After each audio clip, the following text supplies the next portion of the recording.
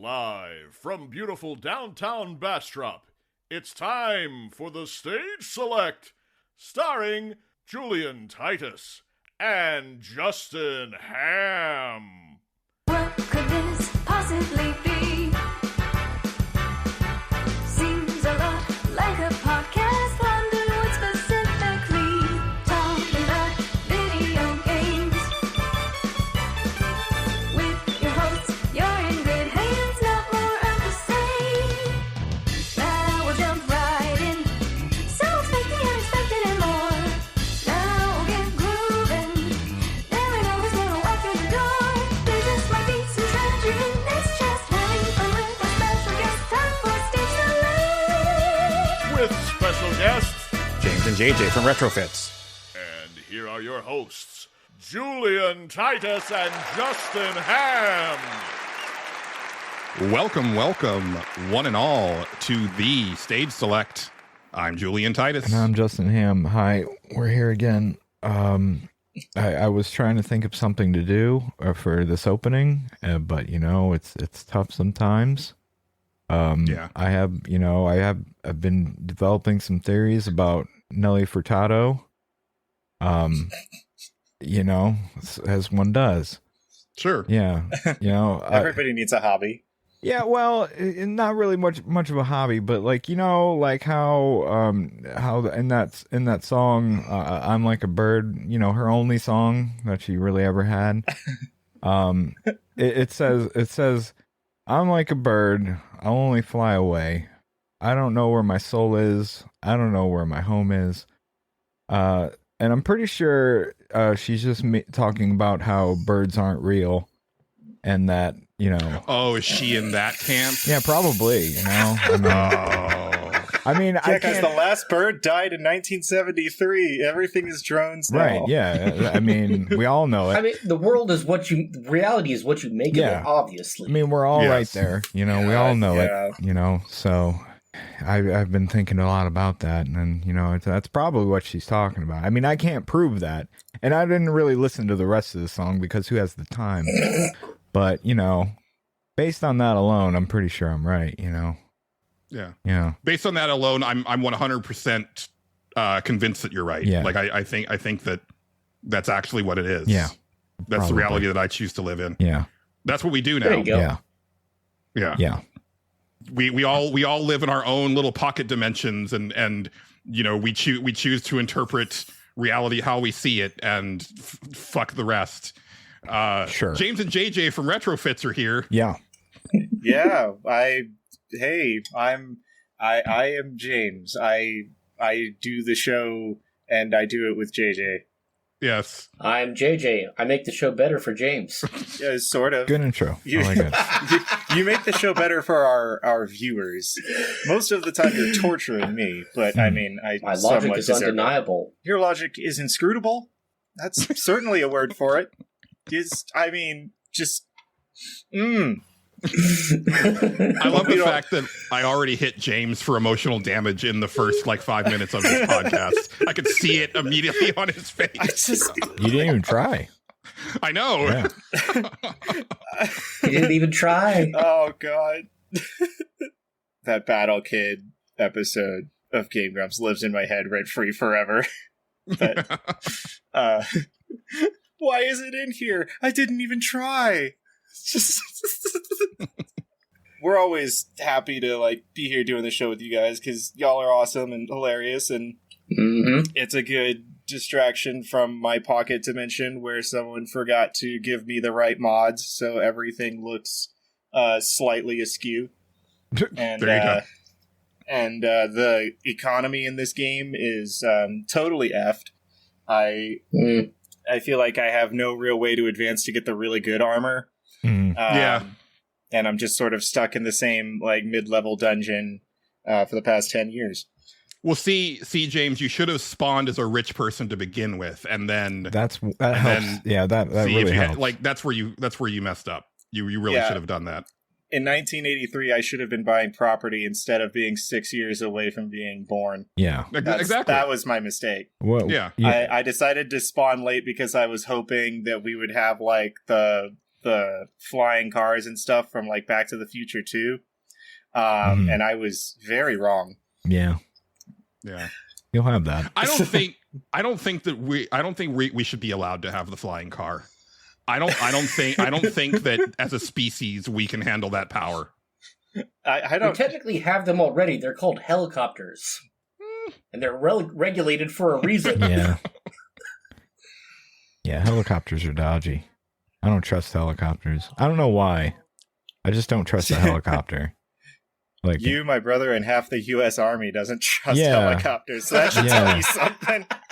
Yeah, there's something about it. I never really understand the advantage other than they can, stay in place. I guess that's, something. But like, I don't know. You have an airplane that goes forward. It's fine. I don't know. When you reach a certain level of pretentiousness and wealth, it's the only thing that gets the job done anymore, because you can just like show up like you're a very important person, like on top of a building or wherever. Yeah. I forget the ability to land on top of buildings and such. Yeah, that is. I guess that's an advantage. Sure. Oh, you know what I hope comes back? Medical transport. Oh well, yeah, that's true. Medical transport, because there are some instances where it's like,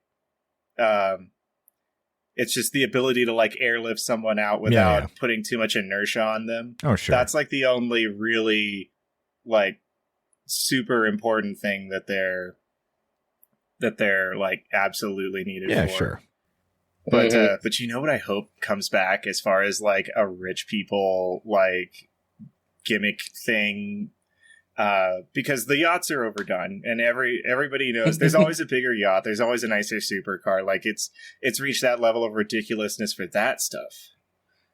But I can't wait for blimps to come back. That'd be good. Yeah, that'd be good. Because once we start having the like pissing contests among all the wealthy people for who has the nicest blimp. Yeah. I want to quote Helsing abridged here, but they will not expect the one thing, Zeppelins! Oh god, yeah. We have the one weapon, the greatest weapon of all time, Zeppelins! Zeppelins! That would be very satisfying when they start to just like, spontaneously combust and crash. Yeah. Well, see, the other thing is, I imagine that once that happens, it'll get to a midway point where also archery will become the like latest fashionable like sport for people to practice just on their own. I'm telling you, the future looks absolutely bonkers. Everybody dressed like in archer gear, but with a Luigi cap on. Like, I don't know. I don't know why. I don't know why they would be wearing a Luigi cap. I guess they're all really big Nintendo fans. Yeah. That sounds right. Like that's the only reason I could think of. Yeah. But yeah. I'm gonna take up falconry and then train it to steal those little dogs so I can ransom them back to rich people. Oh, see, that's brilliant. That's great, because they do love those little rats. That yes, they do. I say that I love dogs. I love dogs that can't be carried away by birds of prey. I feel like that should be the base definition of what a dog is. I mean, I don't know.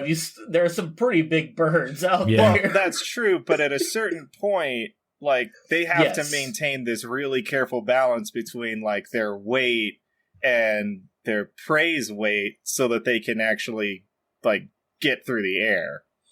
Mm-hmm.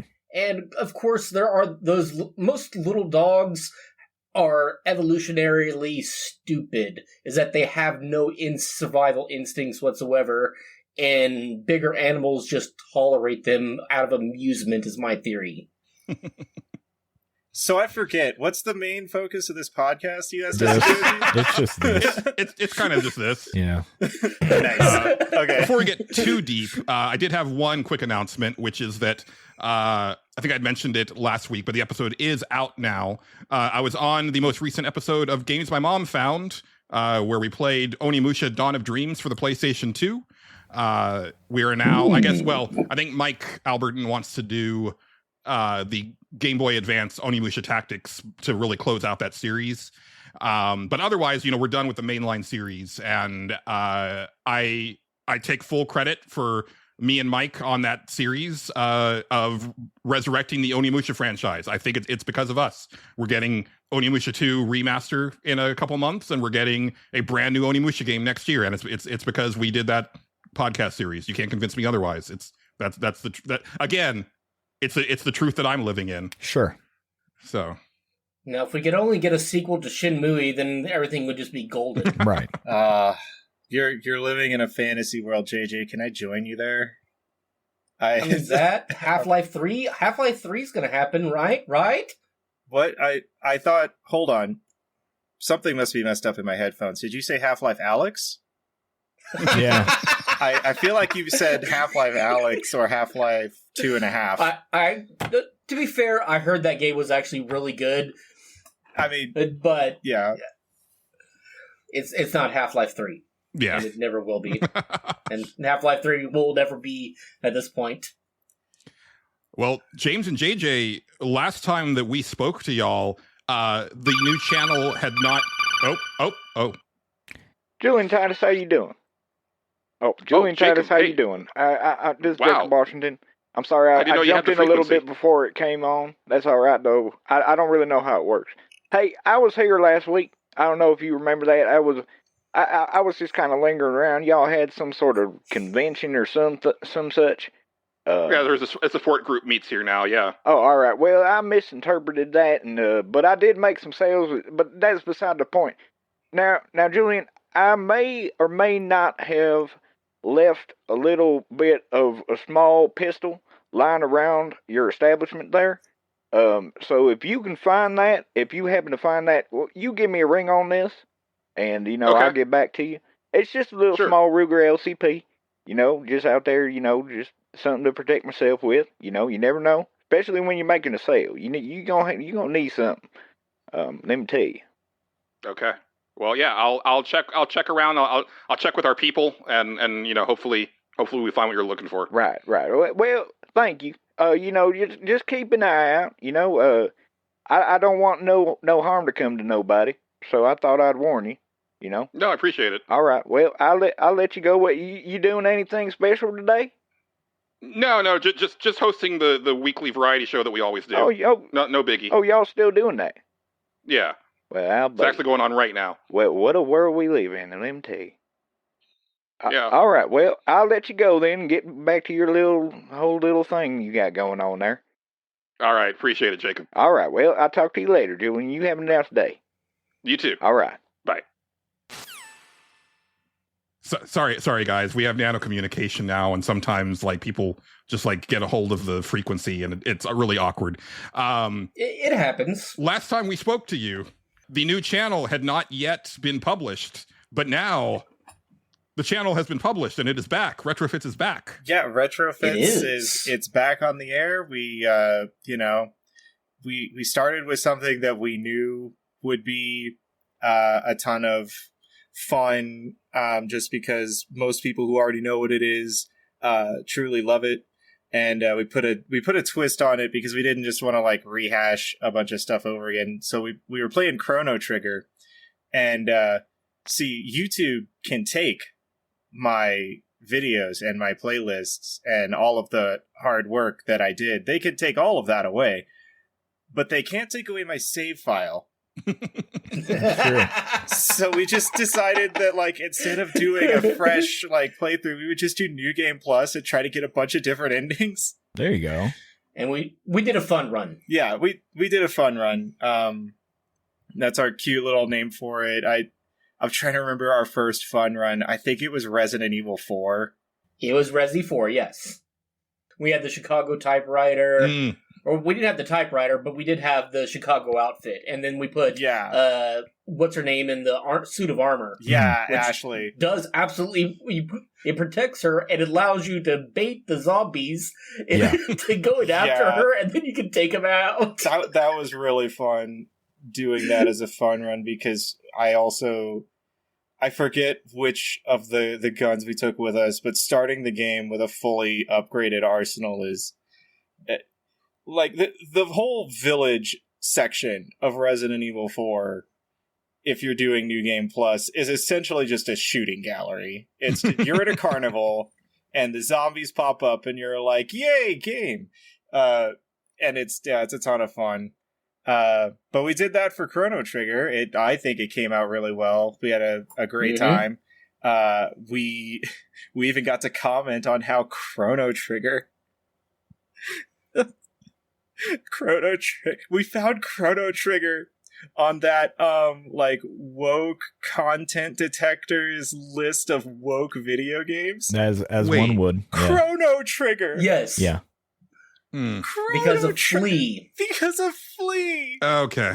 And I'm like, and the thing is, like, it's not even like a questioned thing. Flea's like, "Hi, I am Flea. I am a dude. I look really good. Also, I'm powerful, and you're gonna die now."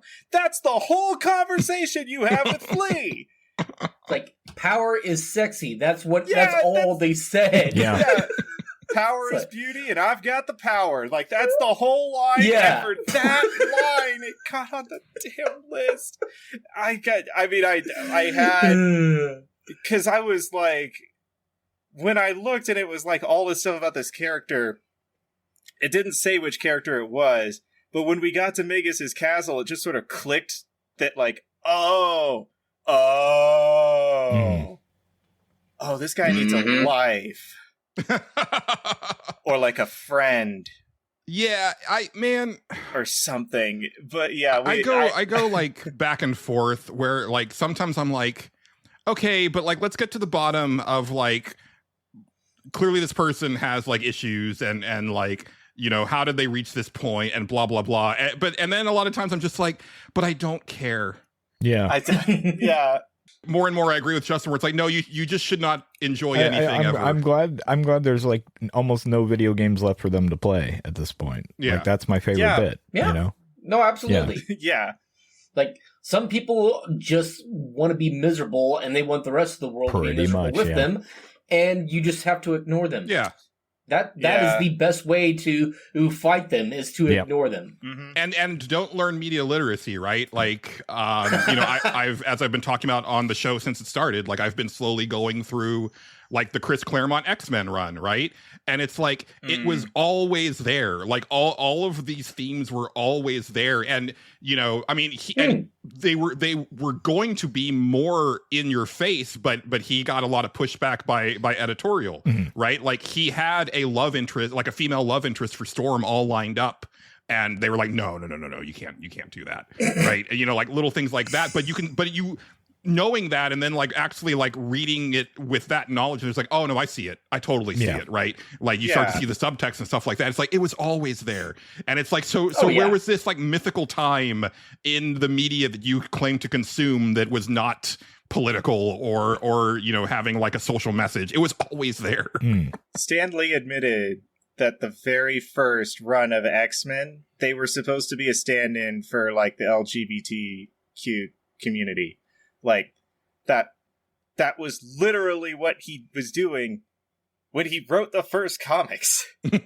Like that, he said that out loud 30 years ago. I mean, hell, just look at Wonder Woman. The original, the creator of Wonder Woman was, you know, he had some ideas. He was a There's a reason it's got through some retcons. He felt like maybe he had to be forced to tell the truth through special rope. That's yeah. Or the only way that she could be depowered was being tied up by a man.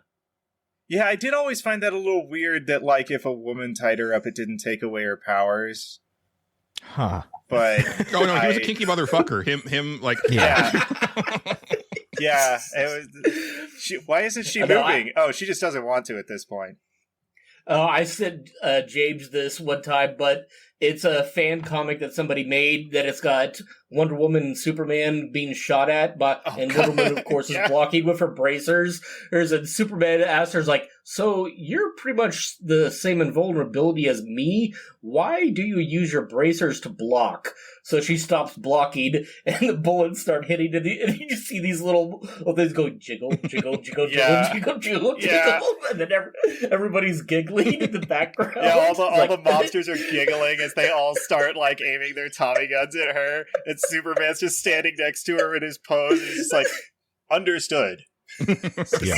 She goes back to blocking. Superman, come on, man. You already knew what was going on.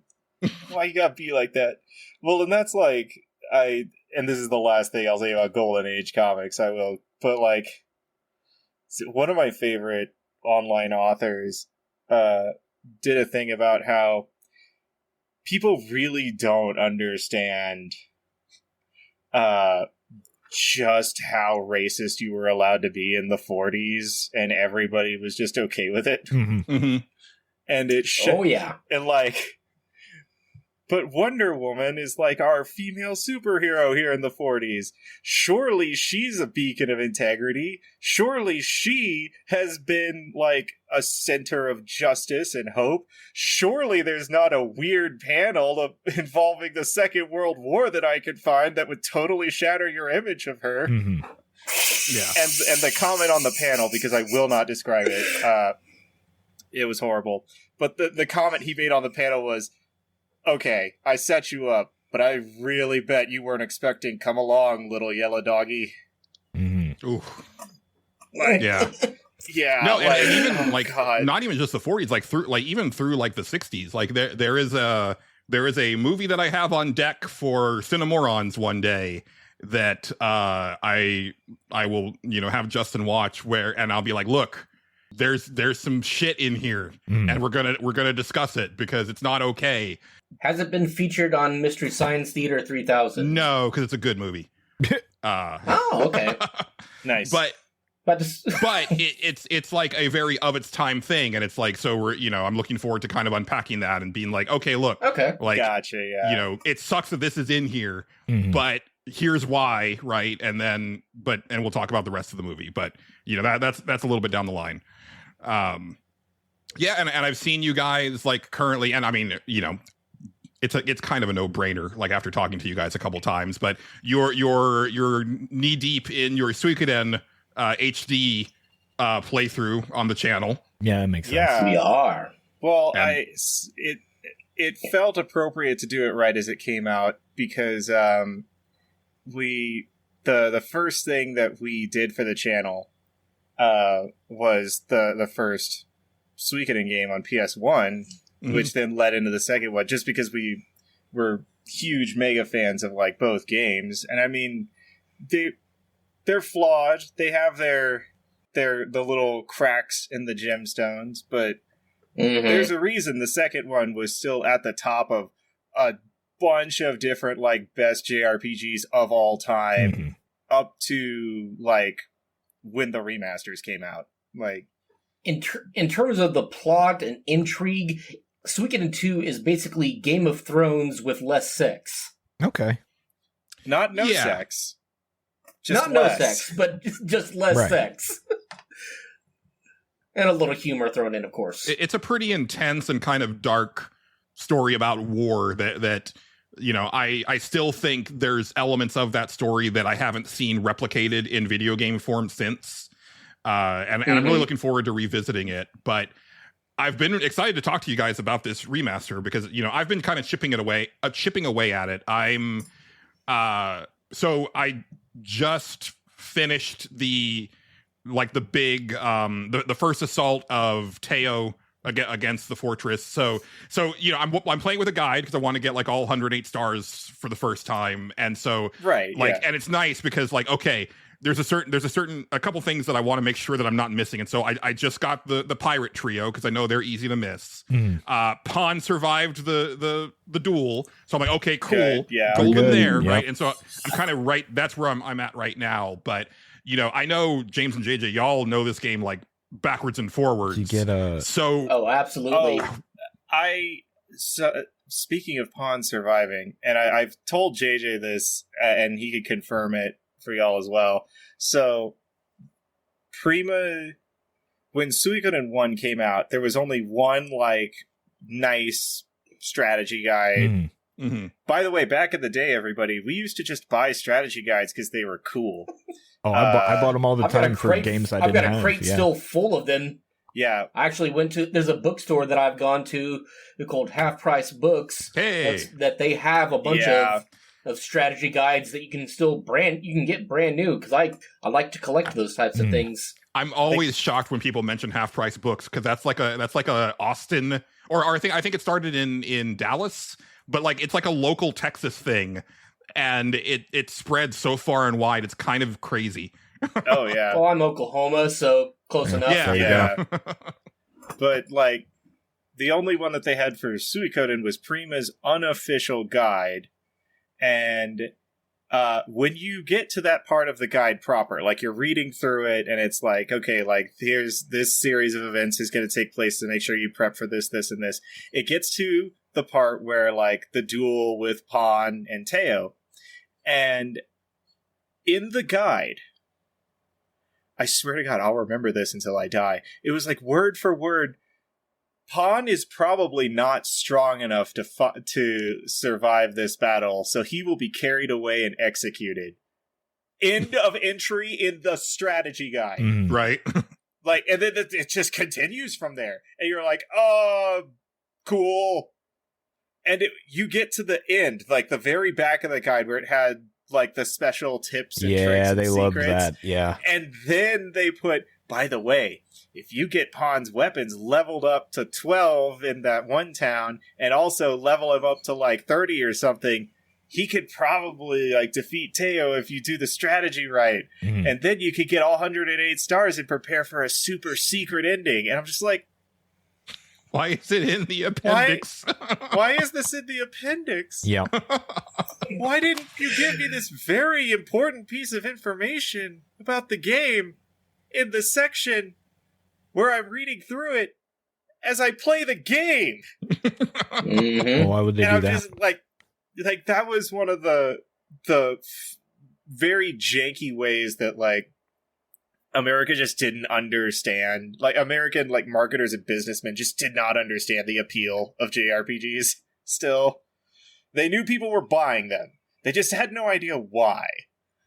Yeah. Well, and I was also going to say, like, I'm actually surprised that it even had it in the appendix, and I'm wondering if it was a thing where that part was written, and then as they were, like, wrapping up, like, the actual guide, they realized, oh, you can actually keep him alive. Yeah. And so, but they didn't have time to go back, so they just threw it there. Because the thing about, like, a lot of the way that those old strategy guides were made, because they, especially the unofficial ones, is they were just playing it like normal and just kind of going, you know, exploring every nook and cranny the way like a QA tester would, with like no guidance, right? So like you were gonna invariably have like some inaccuracies or you know just like some things were straight up missed because like, you know, it's like one person doing their damnedest, but still, you know, they're just human. So, yeah. I actually remember a story that I think it was EverQuest. Actually, the lead coder for that game, whenever they were building the guide for that game, he just basically gave the guy that's going to write the strategy guide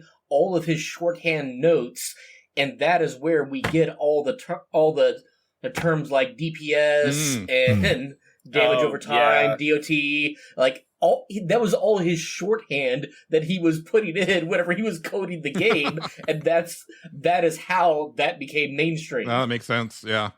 It's wild to have a strategy guide for an MMO. Like I've still got my Final Fantasy 11 strategy guide, and it's like damn near nothing in that guide is relevant to that game today, but it's still like a fascinating little window into, but this is what the game was like at launch.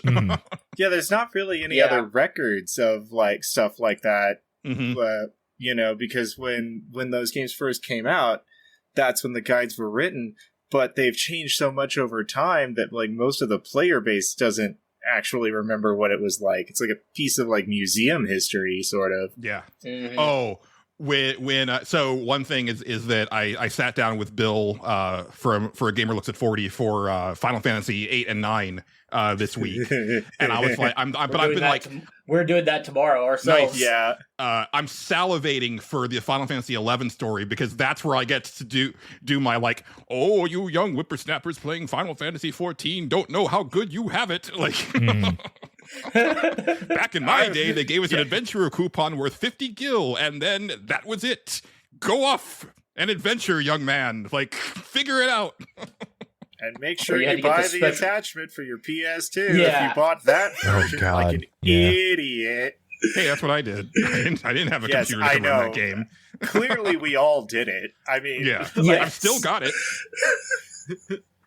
But one big thing that I was curious about is how is this HD remaster holding up for you guys? What do you think of it? Outside of a couple of translation errors, which the episodes already came out for our first one that we found, which was hilarious. But because like the translation and scripting errors in the originals, I mean, they were much more numerous and much worse. So yeah, we were actively looking for translation errors just to see, and we went like. It was like the middle or the end of the 8th episode that we were doing before we finally found one. And like we had been playing for so long and everything had been going so well that like it sort of hit me out of left field and I couldn't stop laughing at the idea that like, you guys, we gave you an extra year to clean all of this up. Yeah. You go and fight Vargas, and he has a line where he's saying like I'll roll out the red carpet for the visitors. Looks like we've got visitors. Yeah, they left out it was like a spelling mistake. Oh, VISTORS. Visitors. And yeah, I was just like, we gave you an extra year to clean stuff up, and we did it happily because we wanted these to be, the people have been waiting on this for 30 years or for 29 years. They'll wait another year if it comes out and it's pristine and it's perfect. For the most part, it really is. Yeah, I'm fine with like a typo here and there as provided that like the sentences actually make cohesive sense, which I don't remember the first game being that bad on the PS1, but I do remember Suikoden 2 having like some parts where it's just like, I don't know what you're trying to say right now. Like, I don't know what that's supposed to mean. So, well, somebody did find replace for every instance of the word alliance in the script for Suikoden 2 and replaced it with state. They did it for every instance. And I know this because I don't want to give away too many spoilers, but like there's a part of Suikoden 2 where you're in this very official setting and you're basically like going there to forge like a long-lasting alliance with this other country, and but like the words in front of you are, we have come to form and state with you. Oh, oops. And I'm just like, and I'm reading this and I'm like, I could forgive the way that you did this in other sentences because it doesn't always make sense, but I get what you were trying to do. Yep. But this just bothers me. This just makes me feel terrible. And I know we lost JJ here for a second. He's still recording. I'm back. Okay. Okay. Yeah. Excellent. Yeah, we lost connection there for a second. But no you're worries. good. Okay. Yeah, we were just talking about Ann State, JJ. Aha. Yeah, you remember Ann State. Yeah, that's what you form with people. A true like back alley abusive assault of the English language. But and it's easy to tell that most of the work that they added that took that extra year went into Suikoden 2, because that one was visually way better than the first one.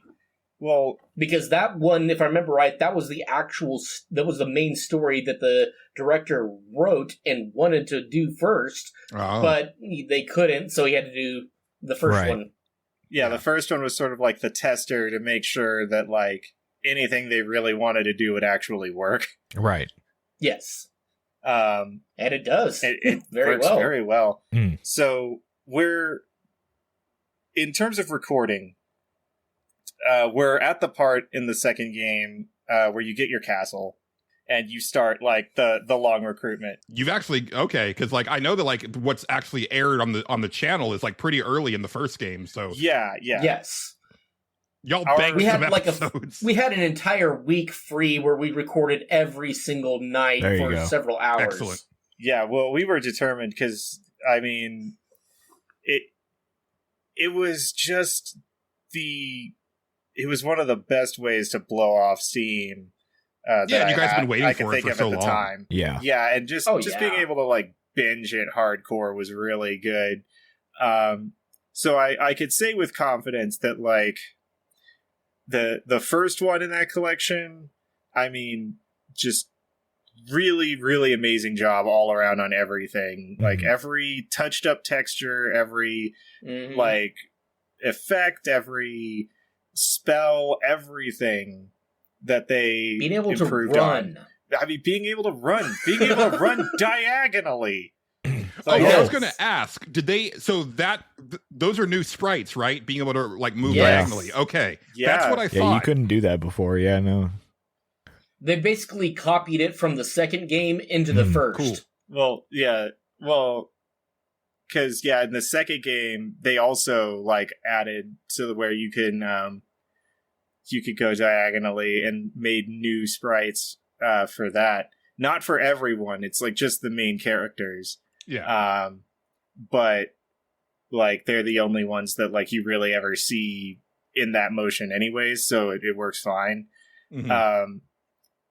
But yeah, so we're at the part where you could basically start hardcore recruiting, and it gave us some time to like really explore, because one of the things that I really liked that they touched up in both games was the battle environments, because they had like in the originals they had it to where like, okay, well, this is like you're in a random battle, like here's the field, but there's like a wall here and there's like features around you. And in like the remasters, they like added individual blades of grass to like some of the outdoor fighting arenas just in the first game. And in the second game, there's so much added detail that it adds to like... We geek about the water a lot in the first one and the second one too. The water effects that they added are incredible. I mean, I actually didn't notice this during the first time, but I noticed it whenever I was watching our videos, is that even like the cooking pots, they have steam coming off of the cooking pots. Yeah, it's the little things, you know? Like that's... Yeah.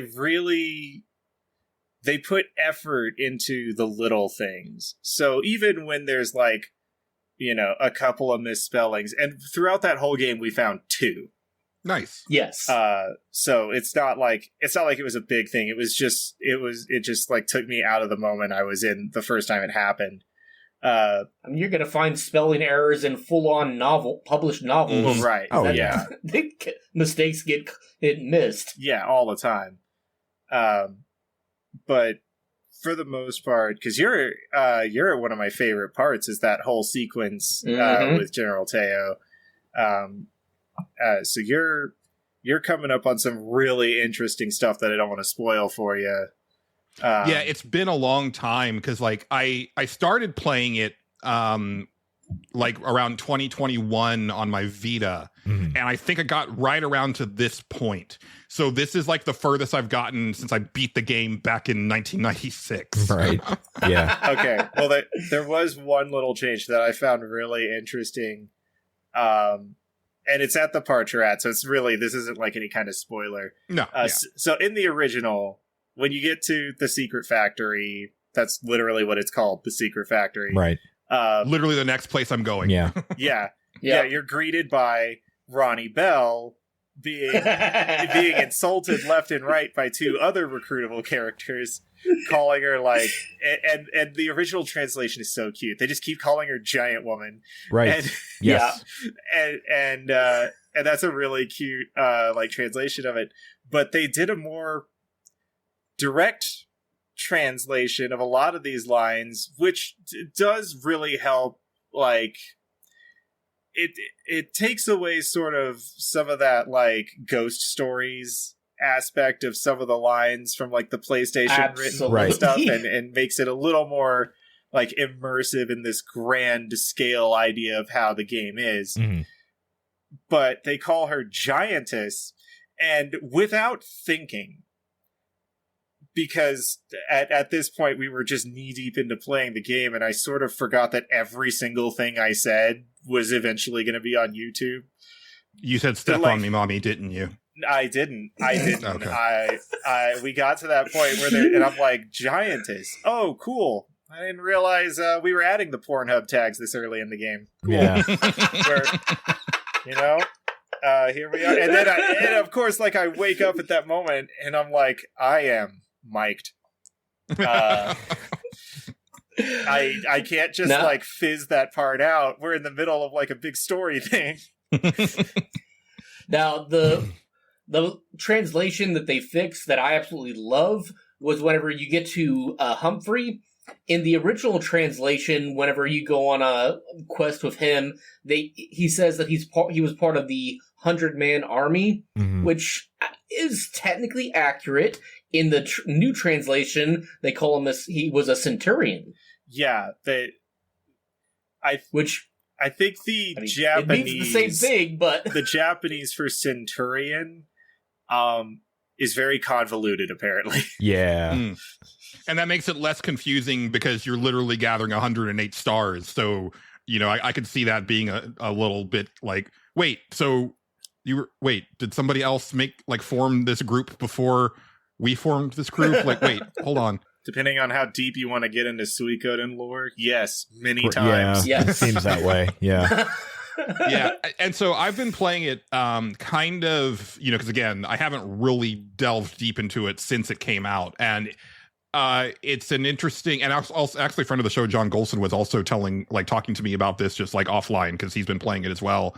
Kind of just looking at it as an interesting like piece of antiquity, right? Because like even when it came out, it was a pretty different type of RPG, and certain things that I had forgotten, like the way the magic system works, which is much more like Final Fantasy 1 / like old D&D, where you've got D&D, just yeah. You have the certain number of spell slots, yeah. And yeah, it's kind of interesting. And okay, I just want to make sure that I'm not missing something. You can only attach one rune to each person, correct? In the first game. Okay. Yeah, that's a really weird system. Because like there's a lot of like runes that are just like give passive effects, and it's like, well, but you kind of want your character to be able to do something with their rune, like on top of that. But I guess in a situation where there's so many characters, there are some people where it's like, no, they've already got like a really cool like unite attack, or you know they have like a real, they're just really strong on their own. So you just want some like the guy that I was playing, because I you know, for the pirate fight you have to bring in Tai Ho and Yam Ku, and it was like, hey, you can put turtle orbs on both of them so that they can use their unite attack like every turn. And I was like, oh, that I never would have thought of that, because I didn't think of unbalance as being like a status ailment. Yeah, like I just thought of that as being like you know, the cooldown for certain abilities, and I was like, oh, that changes everything. Right. Well, yeah, I mean that's why the turtle rune doesn't exist after the first game.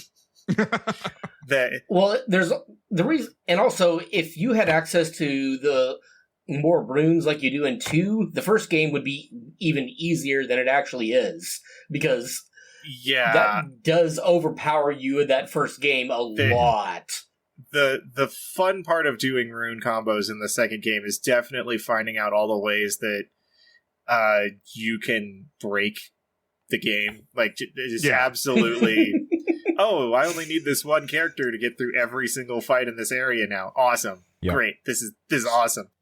Yeah. Spark rune on Nanami. Yep. There's a part in the second game, a story part, that gives you something called the Spark rune.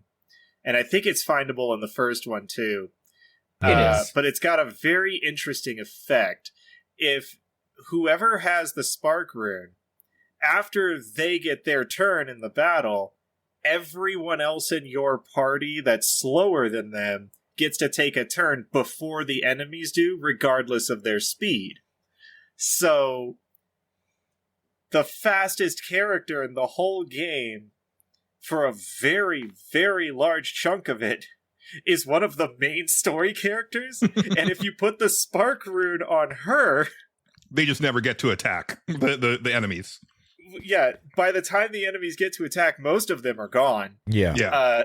So, and that's just like one example. There's also there's two characters that together have like the most powerful unite attack in the game, but one of them becomes unbalanced, and they only have one rune slot for a really long time, and it's taken up. Well, when you start getting towards like end game or close to end game levels, like around 45, 46 or so, that character gets an extra slot, and you could put a balance rune on her, and suddenly it's like the Taiho and Yamku trick with the turtle runes, where, oh, well now this is just how every boss in the game dies. This is how their end is found. There are fun ways to cheese the game. Yeah, but I still find it like a really kind of bizarre thing. Like, again, you know, it was unique even then, but I think it's unique like today, where, okay, so your main character has like in the story like a very powerful rune, but doesn't get like a second spell for like a really long time in the game, and like the main spell is something that's not like it doesn't work on bosses, so it's like this kind of weird thing. But then also because of the way that like, because a lot of characters have like, you know, runes that are already stuck on them that don't necessarily have like spells on them either. So you can get into a lot of situations where, and I guess this wasn't an issue for me back in the day because it's also how I played a lot of Final Fantasy games, where it's like, oh, I'm just pressing attack, you know, for like most of these characters, because that's kind of all they can do, except because until you get to a boss where it's like, then the ones who do have like more powerful spells, you want to save them for those bosses because they only have like 2 charges of them. Yeah. So it's kind of a fascinating thing, even by today's standards, but especially in 1996 standards. Yeah. Agreed. Well, and one of the other things that the game caught flack for, the first and the second one when they came out, was the use of pixel art for all of the in-game graphics. Well, because 1995, first one comes out in Japan. Didn't come out in the US until 1997. I thought it was 96. You might be right. It might be 96. It is. Yeah. It was 96. Okay. Because this was like one of the first US RPG releases. Like it was like, you had Beyond the Beyond, which, and you had this one, right? Yeah. But I feel, you might be going here, James, but like, I want to say that this came out in the States before Sony got all anti-2D art, because there was definitely like a moment, like, because we almost didn't get Symphony of the Night over here. Right. Well, and that Sony doing that was sort of in response to like gamers being gamers. Yeah. And saying the things that they say about how like, oh, like these graphics, like they're so old looking. We want the new 3D stuff. And I'm like, they don't have hands yet in 3D. Okay, here we go. As much as I love it, the original Final Fantasy VII was very indicative of that change in art style. Yeah, probably. Yeah, although I think that 7's graphics hold up way better than 8 and 9 because they're flat shaded. So I think they look better today. Fair. Yeah, that is true because, well, 9, I would say, holds up really well because they also did that with the matte paintings in the background for a ton of it. True. Yeah, the background art in 9 is gorgeous. Yeah, it's very nice. But when you get close up on the characters, it's like, oh. Yeah. The characters are always the thing, yeah. Agreed. And the second game caught even more flack for it because that was 99. So we were neck deep in the like 3D era of gaming, whether it looked good or not. Like there's a small but important difference in graphics quality between Mario 64 and Gex, like the Gex games. Yeah. And 2 came out in 2 rather than going to the 3D like arts that they did in 3 and beyond for the Suikoden series. decided that, no, we're just going to polish and have the nicest, most amazing sprite art and animation that anybody's ever done. You know, at the time, that was sort of like a middle finger to the industry trying to tell them what they were and weren't allowed to do while they were making that game. Yeah. You know, so I appreciate that. I've been pretty impressed this time around because like there's a lot more like one-off animations than I was expecting. Like I'm not going to say that it's like Final Fantasy Tactics level of over the top with it, but like, you know, I just did the part where Flick has to drink the sake with Kimberly, and it's like that they didn't have to go there. Like it's like a full on like very traditional Japanese pour of the sake, and I'm like, wow, like that's incredible. Like I bet this never happens again in this entire game. That's impressive, Right? And it does not. There's another unique like set of sprite moments with Flick like towards the end of the game that like it's just gorgeous to look at. You'll see it when you get there. It's really good. Now, there's even more of that in the second one. Oh, yeah. There's actually one of my absolute favorite parts in the second one. Whenever you get your main hero gets captured by Flick and Victor, and you have this option whenever you're breaking out to charge him. If you choose to charge Flick, he just it's implied he does it with the flat of his sword, but he basically just bitch slaps you across the entire screen. And you fly backwards, like immediately knocked out on the ground, while your friend is like, "Oh my god!" And my tagline, of course, was Flick used bitch slap. It was super effective. Yeah. But the thing is, it's the same sprite animation that they use for when he's like swiping his sword in like an irregular attack. So if you don't know what's going on and you get to that part, you kind of just think you died. Every signs point to that pretty much until you wake up again. It's a really hardcore moment that they threw in. Yeah. I kind of want to know the origin behind or just have been a fly on the wall of the decision to make all the dragons elephants. Look, large animals kind of all sound the same. That's very true. Yeah. That's the explanation I gave to you, and you called me out for it. Yeah, I did. Because I can pull an explanation out of my ass at any time. Yeah, I just wanted you to hear it, like, from the perspective of someone else having to have those words, like, go directly into their ears, having to process it as an outside stimuli. I just felt like you deserved that, rather than it always being me. There you go. That's what I wanted. Was that fair? I have a question for all three of you because again, y'all know this game like this first game in particular like way better than I do. I want to get a little weird with this one as far as my party goes. So, who are some good like kind of dark horse weird picks that you like? Ronnie Bell. Ronnie Bell is a really great one. Meg, we learned, is crazy fast.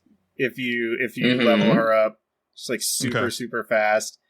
I want to say, because we did it with, our finale, we have like a weird party that we threw together. Yeah. We did that on purpose. And we were like, I bet if we do that trick in Moravia where we get people to level 96, we could beat the game with any party we wanted. Let's do it with this party of misfits. So yeah, Ronnie Bell and Meg, and who was... Eileen is really powerful. Well, yeah, Eileen is an incredible magician. Okay. Tengara is one of the best. Tengara is also like a weird magician that comes out of left field. You'll get her later. She instantly endearing as a character. So this is the first time that like I realized that the game basically, and it's actually really smart because, you know, I had forgotten how well the game levels up characters that are behind, so like it's really easy to get people up to speed. But then also they give you a guy that you can gamble with in your base that basically gives you like unlimited money, and I didn't know that last time I was playing it. So like it, and again, I think they want you to exploit that because there's so many characters, and they want you to actually like upgrade their weapons and stuff, and not have it be this huge barrier to trying out new people, which is cool. Right. Well, you know, and a hint for people who haven't tried Suikoden before and want to get into it, there are certain characters you really want to make sure you get their weapons all the way leveled up, and maybe take some time and get their levels as high as you can for a little bit. Just trust me on that one. It's important. Yeah. Yes. And of course, save before every single large war, because permadeath is a thing in that game. Totally forgotten that you could actually lose characters during those war fights. Yeah. Yeah. And I did on my very first one. Like the first move, I lost Luke, and I was like, well, reload. Yep. And that's always really funny to me when Luke dies in one of the battles, because I'm like, he's the antagonist of the third game. How is it possible for him to die here? Well, they hadn't written that far, so you know. No, I know, Well, I fair know. Like, the point is, you can have really, really interesting temporal paradoxes if you royally like screw up. You know? See, and I definitely did not get that at the time when I played the third game. This is why I'm hoping that that this collection does well enough that they do remaster 3, 4, and 5. Yeah, I really want them to do that. Well, yeah, I hope for that, but also because it has been announced that they're doing the anime of Suikoden 2.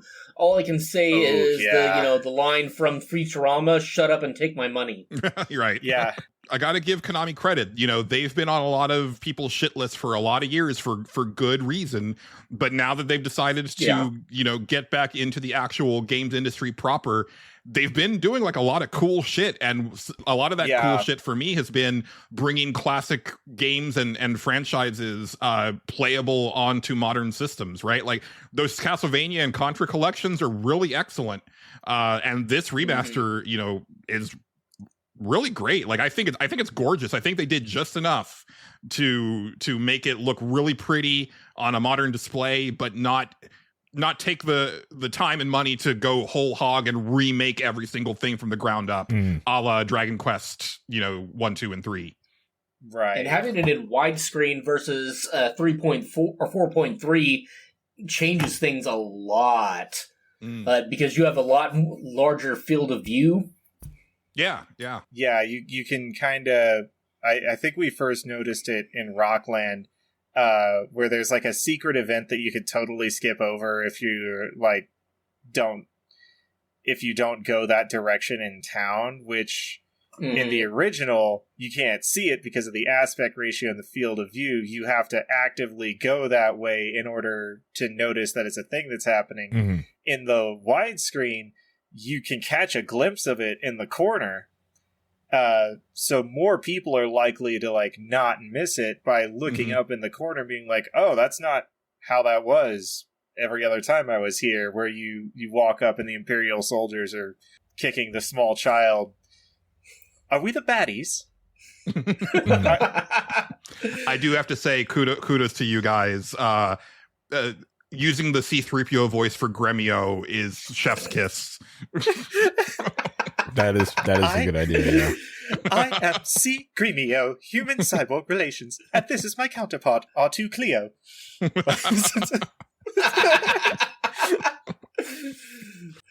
Like, for me, the voice that I did for Victor, I mean, that was because originally almost every single one of Victor's lines is some type of slang, and it just comes off as a southern drawl. Yeah, I could see that. Yeah, it worked in a way that the creators and the translators never could have imagined. And that's the beauty of doing these things, is sometimes we take a risk, and it ends up changing the entire way you view the game. I have a book of like all these different voices and who they were matched to when we were doing our original recordings back in the long ago, which I guess when this comes out,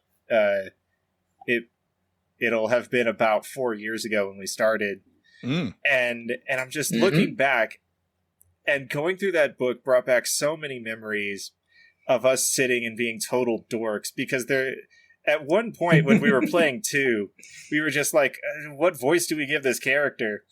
And it was like the inn owner, Hilda, and that's because JJ took her husband, Alex, and I was like, oh, okay, well, I'll do Hilda, but like, what voice do we do here? And I just closed my eyes and threw my finger on the page and opened it up, and I was like, okay, Hilda will be played by Moss from the IT crowd.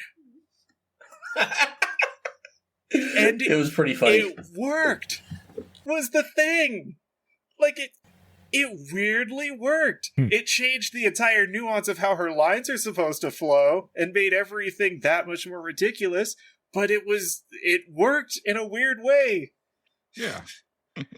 And I know that we've gone back and talked about old recordings before. A big thing about the remasters that they are playing on is the nostalgia of it all, because these were like truly amazing games when they came out, despite their flaws. And now that Konami gave the original creators a chance to come back and really, really touch them up and like make them the way that they would have if they had like infinite resources. You know, there is that nostalgia factor of like, I remember it being this good when I played it in 1999. I know for a fact it wasn't. Yeah. It did look different from this. Oh yeah. That's one of the best things that a remaster can do, is make the game currently how your nostalgia pictures it, because odds are the way that you're imagining the game, unless you just played it recently on like the original hardware, your brain is automatically making it like look and sound a lot better than it did the first time around. Emulators are your friend. Yes. Yeah. Emulators are your friend. Please spend money and buy official releases of games. Also, if you have a legal copy, it's not illegal to emulate it. That's true, at least in my state. Yep. Between the two of us, every single game we've ever played, even in the long ago, we've had a physical copy between the two of us. Yeah. Right. Because anything that we don't... JJ and I live across state lines. He's in Oklahoma, like I'm in New Mexico. Doing the show together sort of requires a way to like have this go through Discord and comfortably share like what's on screen without it looking all kinds of messed up. Right. So if we don't play something that's like available on PC, then which is like a lot of what we do. Right. It's got to go through some kind of emulator. Pretty much. Just for like the sake of not having me be covered in wires like a Borg drone. Right. You know? Not to mention, we don't monetize anything anyway, so lawyers can go suck it. But I mean, like, people... I'm sure that we catch flack for it from a few people, because like we got like some cheeky comments, you know, before where people weren't being mean about it, and they weren't like, oh, you're not a real gamer, or like all that dumb bullying shit that some people make their lives into. You know, it was mostly like tongue-in-cheek stuff like, hey, I could see the mouse cursor. you should set some traps. Catch that mouse. I do, like, you know, I expect most like retro like streamers to be using an emulated version of the game simply because like it's easier to get the output, you know, to the stream. But I know, but you know, to your credit, James, like because we've talked in DM, and I was like, hey, there's this game that I want to play with Justin. If we could like do that next time, and you're like, yeah, sure. And then like you were like, yeah, I was able to find it like really cheap, so we can totally do that. It's like, because you actually do like go the extra mile to like procure like the actual physical copy before we do the stream. And it's like, yeah, that's cool. Now that I'm dipping my toe into emulation, it's like, I was thinking this the other day, I was like, well, I mean, what about games that I used to own? Because I did pay the money for it back when they could get the money, right? Like I would consider that a good. Yeah, Silent Bomber is the one that I keep thinking of because that is like a PS1 game that nobody played that I bought brand new when it came out, and I really loved it, but I haven't played it since then. And it's like now it's like worth hundreds of dollars, and it's like, but I did buy it brand new when it was full price. So like, if anything, like I have a better claim to like emulate that than most people do. You earned it. Yeah, look. Yeah, absolutely. I paid. Well, I didn't pay. My father paid $120 for that first release copy of Phantasy Star 4. Mm-hmm. Mm-hmm. That's how much video games used to cost back. You know, people are like, "Oh my god, games could go up to being like up to $80 now, depending on the game." And I'm like, in 1994. I bought this game for Sega Genesis that was priced at $120.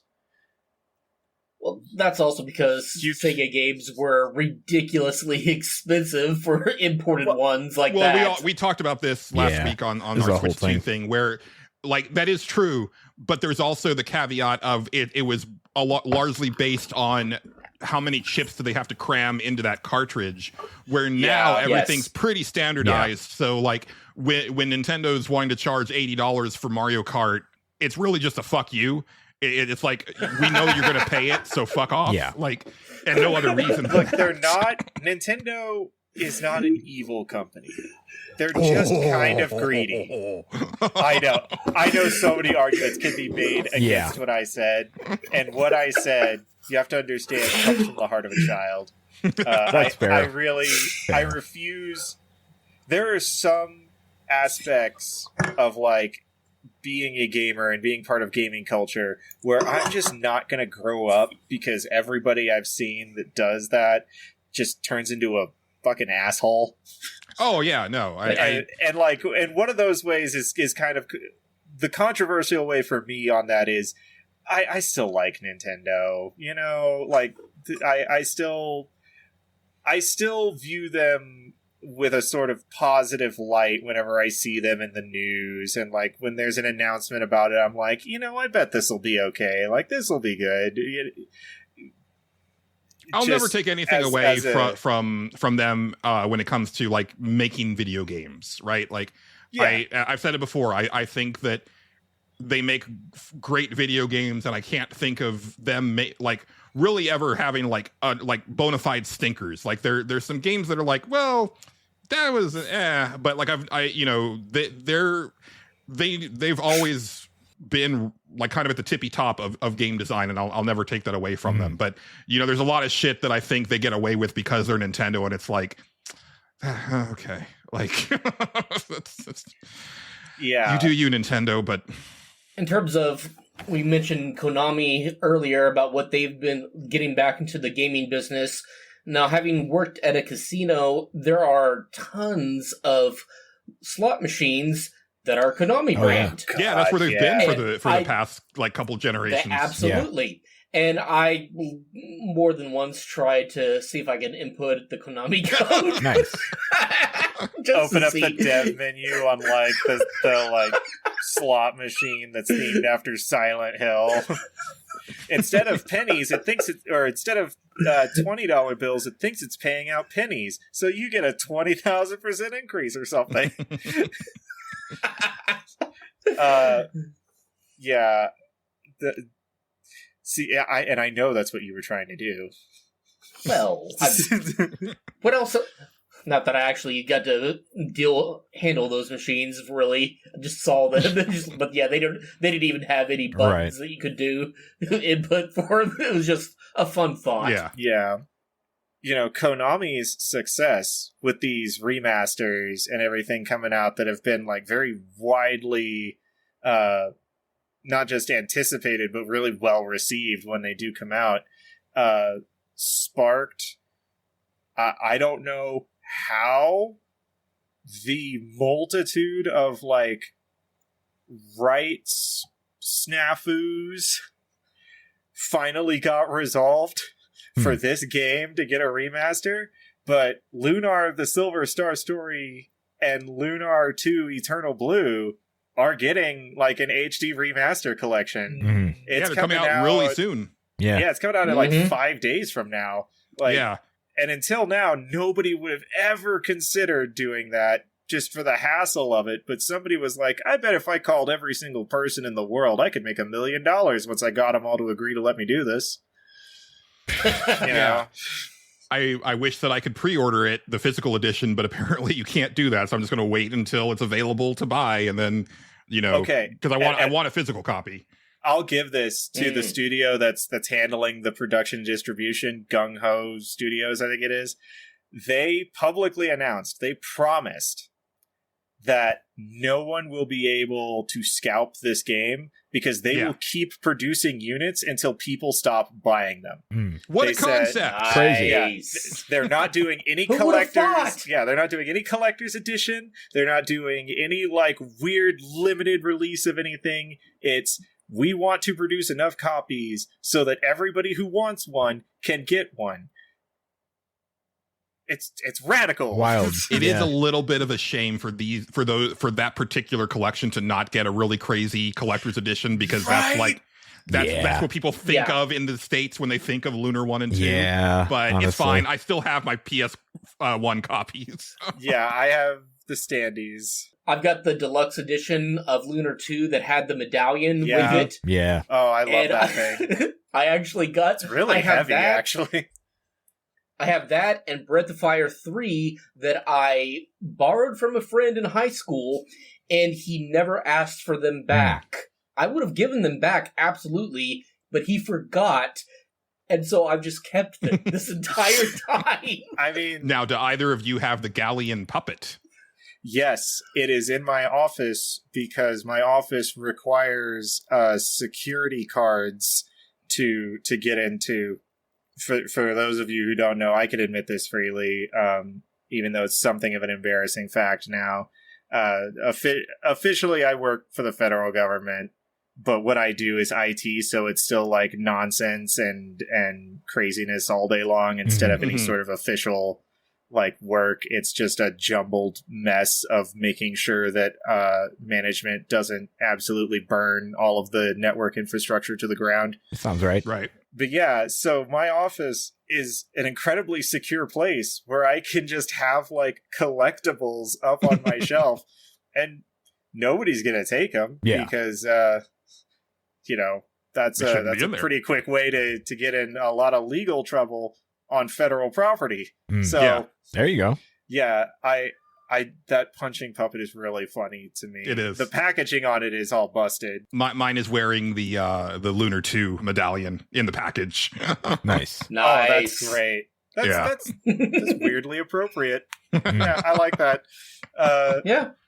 But yeah, no, and it's that gives me hope that like there could be other like remastered collections of like forgotten gems and things like that could be brought forward for like the new generation of gaming prodigies to enjoy and learn to calm down a bit. A lot of those PS1 RPGs in particular, right? Like even if it's not like a full-on remaster, like the fact that like now you can buy like Legend of Dragoon on PlayStation, you know, for a song, like that's great. Like it's not they didn't do anything to it really, but like it's playable, and that's really all I ask at this point. Well, yeah.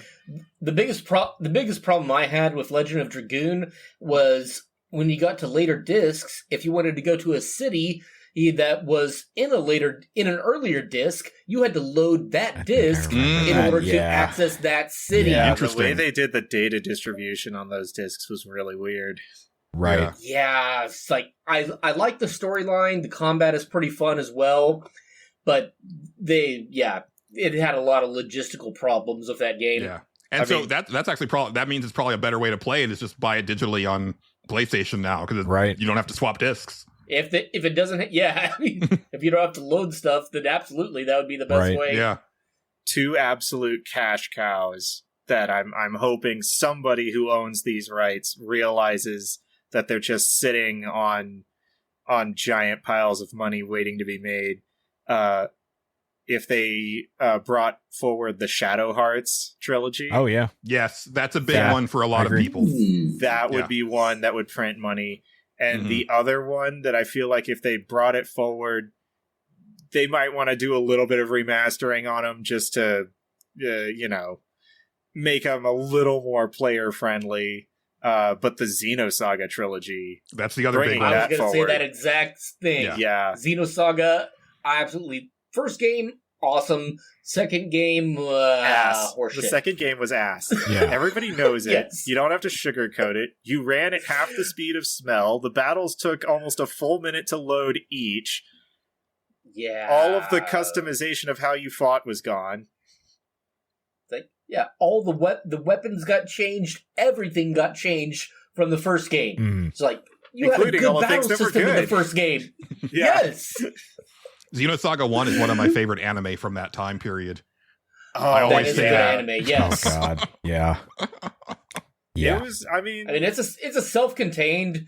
I don't remember how many episodes, but yeah, 24. It It's had, 24. Yeah. It was just one season. It had elements of the second and of the later storyline too. I mean the video game. Yeah. Like the first video The game video- is one of my I was favorite gonna anime. say, from I this got time the period. joke because I remember it he's making just a being joke. Okay, that just makes sitting there sense. for like however long, just watching it. Like, okay, yeah, no, this is fun. And I was there for it, man. I was Oh, like, yeah, I've me been too. sitting here for like an hour. 100%. Yep.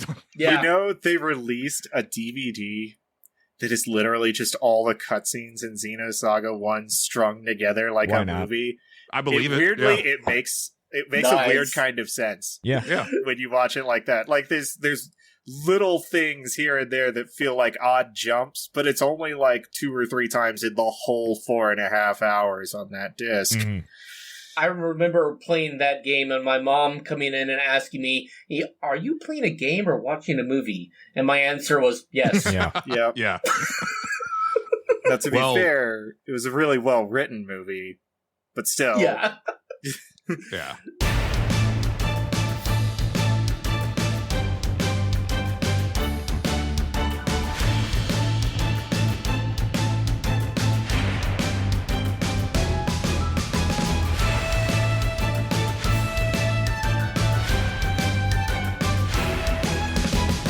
Well, speaking of Xenosaga, there was something special that I wanted to do with you guys because we didn't have. I don't think we had this back the first time that you guys were on, but we got a spaceship in the back. Did you guys want to come with us to space?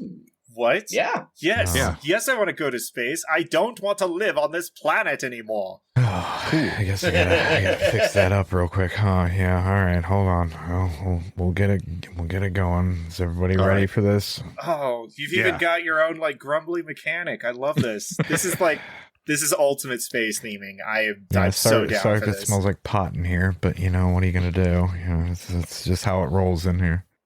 Yeah. I mean, how else are you supposed to fuel something? As a federal employee, I just have to wear some gear to make sure I don't get any residue on me. Because you know. I gotta feed my family, gotta keep a roof over my head, and they're not gonna let me do that. I can't stop what our janitor does in here. I mean, I could, but who has the It's time? fine. You know. All right. Contact high is a myth. I'm Yeah. fine. Yeah, I'm sure it'll be okay. All right, here we go.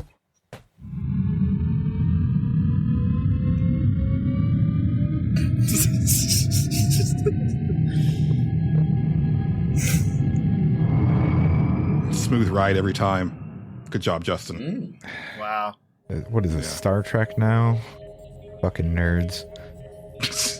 Hey man. Jean-Luc Picard was a scholar, he was a gentleman, and he was a pimp. Okay? And a surrogate father for some of us. Yeah, Sure. And a galaxy-renowned diplomat. Like he was baller. So Cisco was the only one to ever punch out Q, though. I just Yeah, remember. Here's a fun bit. I just remember when Star Trek: The Next Generation was on. It was because usually my dad was waiting for a rerun of Renegade to come on. So you know, it's kind of accidental. Yeah. I watched the premiere of Star Trek Deep Space Nine in a Sears on one of their projection big screen TVs. Okay. There you go. yeah, Wow. Which one has the Next song? Because Generation. the song is terrible. You know, Enterprise. Yeah, Enterprise. Which song? Oh boy. The actual. Oh, the actual song with lyrics. Oh words. yeah. Oh yeah. Yes. Oh, That's that one. Enterprise. And Usually, God. usually when you ask what was that bad thing in a Star Trek show, it was It probably was Enterprise. probably that. Yeah. Okay, I'm Enterprise did a lot of things really well. It just nobody remembers them anymore because of all of the things it didn't. The Prime Directive episode of Enterprise. That is the worst thing in existence in Star Trek. Yeah. Well, wait, which one? Because The there's one where they establish the Prime Directive, where the Doctor says, like, this species is evolutionarily dead. We cannot help them. So we can't... Oh, that one. Okay, yeah. Yes! It's like, so you can't give aid to a species. Yeah. No, can't do it. Yeah, It's like, yeah. So we're you can't interfere with them, even if it's to help them, just for aid. So we're out here in space. The nice thing about being out here in space, guys, is that like we're just completely cut off, right? Like there's no cell service. There's no like it's just us now. Like we can just like kind of like air things out and like it's not going to be broadcast that. anywhere. It's really nice. We just kind of get away from the audience for a bit. I've been thinking really hard this week, you know, because a lot of Switch 2 talk is still going around because, you know, it's the big exciting new thing, right? Of course, Yeah. with Switch talk comes Joy-Con talk, and with Joy-Con talk comes stick drift talk, and I'm really starting to feel that like stick drift is a user issue, and I'm afraid to like broadcast that to the masses because like I've never had stick drift. I know Justin's never had stick drift. My friends in Colorado have never had stick drift. It's a skill issue. It is like I think people are just like abusing their controllers, and I don't know how to break it to them. They have actively ignored any of it in the releases, from what I've seen. Well, so they did confirm that like you know the Switch 2 is using like the same like basically it's the same as the Joy-Con ones because like the Hall effect doesn't really jive too well with the magnets like in the deck itself. So that wasn't really an option. Yeah, when you put the magnets that close to the actual computer and drives, you're gonna make bad things happen. Yeah, always. Well, because there's already magnets in the Switch 2. That's how the Joy-Cons attach. So like Yes. they couldn't then also have magnets. Oh yeah, in that would the really sticks throw themselves. off the Hall effect. Right. Yeah, Yeah. I thought it was still like a clicky thing. No. It's magnets. I don't know how they work. I'm right up there with Magnets? ICP. Nobody knows Yeah. how magnets work, Julian. It's crazy. No. It's fucking Magnets, wild. how the fuck do they work? Exactly. It's Right. crazy. Don't want to think about it. Yeah. Yeah. But it feels good to get that off my chest. Yeah. Like, and no one will know about it. About Just you guys. magnets? Like I feel safe here in space with my friends. So Yeah. glad that I could Yeah. unburden myself of that. Yeah. Yeah. You know, I'm glad that we have this time to like say how we really feel about it. Yeah. Exactly. It's important. Helps to get away. Yeah. Especially because we all just want to get away. Sometimes you do. You know. One of my favorite memes is that the older I get, the more I understand the people that want to just go live in a house in the woods. So yeah, the more I understand from the everything. old witch and the old fairy tales. Right. Oh, I've been planning my hermitage to Alaska for like 20 years. Right. Nice. Yeah. It's a good place to hermit too, because very few people are going to come, like, are even going to be of the willpower to come and try to find you in the first place. Yeah. Like, yeah, that's a good In terms idea. of square mileage, that's a great place to be. Yeah. And there probably No. won't even be any snow there by the time that I get to do it. So, like, it's not even going to be that cold. Yeah. You guys ever think about, you know, how the band Wang Chung has never made a calendar like about when is good to Wang Chung? Because, you know, Well, I mean, I am thought now. that no matter what day, no matter what the date was, no matter what day of the week, it was always just tonight. yeah. Right. But like, what if you don't hear that song, you know? they should really specify, when you should. Is it a weekend thing? Yeah. I always thought that it was basically every night except for federal holidays. No, I don't know. It's tough to say, because they and obviously Sundays because that's the Lord's because Day. They never made a calendar. Also, mind blowing. The band Wing Chun still touring somehow. No fucking clue how. But here we are. Wait, are you for real? Yeah, still touring. Still doing it. The Rolling Stones are still touring, aren't they? I was about to say. But the Rolling Stones have an entire discography. You can understand. You're like, oh yeah, okay, yeah, the Rolling Stones, sure. Wang Chung only ever made one song. That's it. They never made any other music ever. Oh, they're the Nelly Furtado of 80s bands. To be fair, actually, to be fair, I don't mean to actually everybody, but they were actually pretty popular in the UK and actually had a couple more hits over there. So, okay, and I think they primarily are touring over there. So, look, we're out in space. We can admit it. Nobody fucking cares about the UK. They don't count. In anything. I care about them. Even their own citizens don't care. Well, mostly they don't care about the government, but that's another story. A lot of people around the office when the Switch 2 Nintendo Direct came out were, because it, we were watching it day of, early in the morning, and everybody was getting super excited. And then news happened. I won't say exactly which news, because it was a convoluted set of a couple of news things that led to the Switch 2 pre-orders essentially not happening because nobody knows how much they're going to cost because of shenaniganery.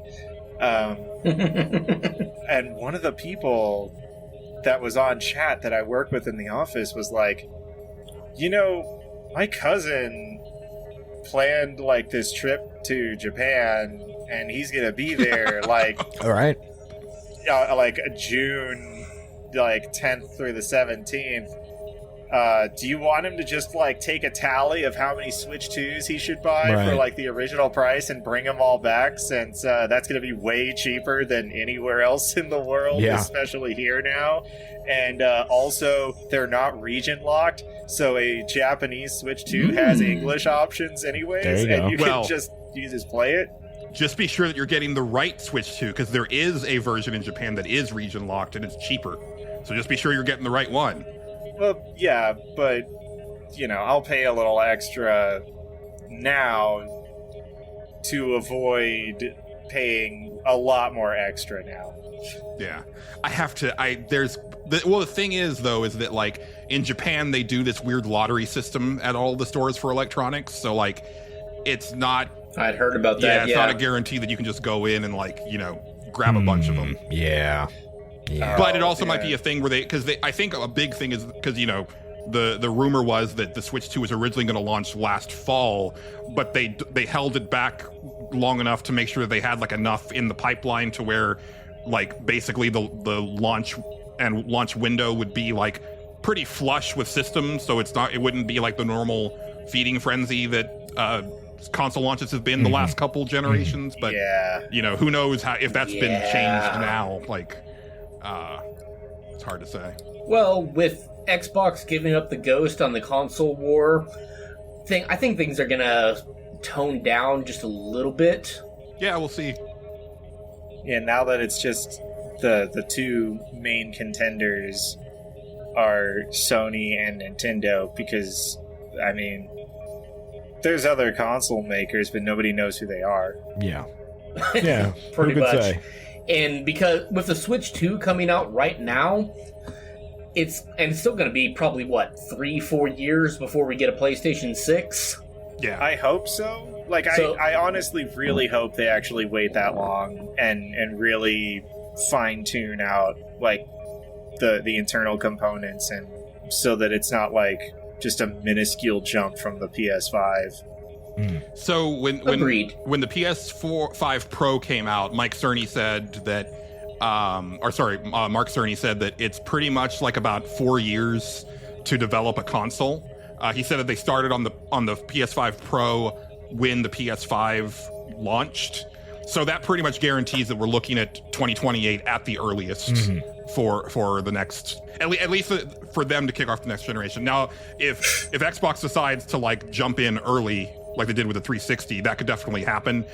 But they also don't seem like they're really interested in capturing the actual hardware market anymore. So they might just go ahead and wait, like, because they've said that they're working on another console, but they may just kind of play it by ear and see what Sony does. Oh no. The funny thing about that is that Xbox has always been a minority for Microsoft. They have not given a shit about Xbox. Yeah. Because all their money comes from software and Windows. Particularly bad software. Well, yeah, that's a given, of course. Or it's not a bug, it's an undiscovered feature. Yeah, it's not a bug, it's my job. Yeah. Please leave it alone. I have to feed my family. Right. But yeah, it's always been basically a rounding error for in terms of their budget. Yeah. Well, for Xbox, and we've reached a point in time now where the original event that I'm going to reference could easily have been forgotten from like a corporate lifespan standpoint, and I'm really afraid we're going to have another one of these because the first one was just kind of hilarious, but these days, like, it could cause like severe market issues. So, the Sega Saturn. How familiar are you guys with the story of the Sega Saturn launch? Oh, I mean, I was there, and it's also like one of the most legendary, like, things, because it was the first E3, like it was the first E3 press conference. I mean, like, from the business and sales standpoint, because Sega, like, it was atrocious. Sega fucked themselves really, really hard. Yeah, because like I think only KB and like one or two other places had the stock, and everybody else was like, we didn't know that this was happening, and they were like super pissed. And also the systems weren't there, like in certain places, and also it was like $100 more than what the PlayStation was. Right. And yeah, it was just a complete debacle, and the games didn't look as good. So the Saturn, the reason it was only in a few stores is because Sega pulled some wacky stuff. So they had an official release date, and that was the date that it ended up in places like Toys R Us and like Walmart and the big box stores. But that set release date was what everybody else knew. Like, it wasn't like, this is what we tell the public, and then we, and the industry insiders and stuff know, like, what we're actually going to try to do. No. When they told everyone that it was coming out in spring of, like, the following year, that included all of the game devs. So, when the announcement came out that, like, Sony was going to have the PlayStation out on this exact date, Sega was like, well, guess what? We're releasing a week before it, and we got ours out first, 6 months early. So, the Sega Saturn at launch, like you said, was only available in, like, a few stores. It cost $100 more, and it only had 6 games for 6 months. Yeah, because and they also Sega didn't look as good as what was being previewed with the Sony stuff. Like, you could just tell in screenshots. Yeah, Sega had pissed off every retailer except KB and one other, and every single game dev except themselves. So the Saturn was just like completely forgotten, and a week later everybody paid $100 less for a PlayStation, because when you have the date and it's solid and something is actually happening, then it gives you time to do things like hang posters, play advertisements, finish making PlayStation games. The basic shit that Sega just threw out the window. I just know, like, we've been talking about, like, okay, like 2028 is probably the earliest for PS6, you know, which is a decent amount of time to get like a real generational leap. And Switch 2 is like having all these release issues, and now like Microsoft is having rumbling rumors of like a new possible console, and I'm like, we're gonna see the new Microsoft console on July 31st, and it's gonna blow. It's gonna suck really bad.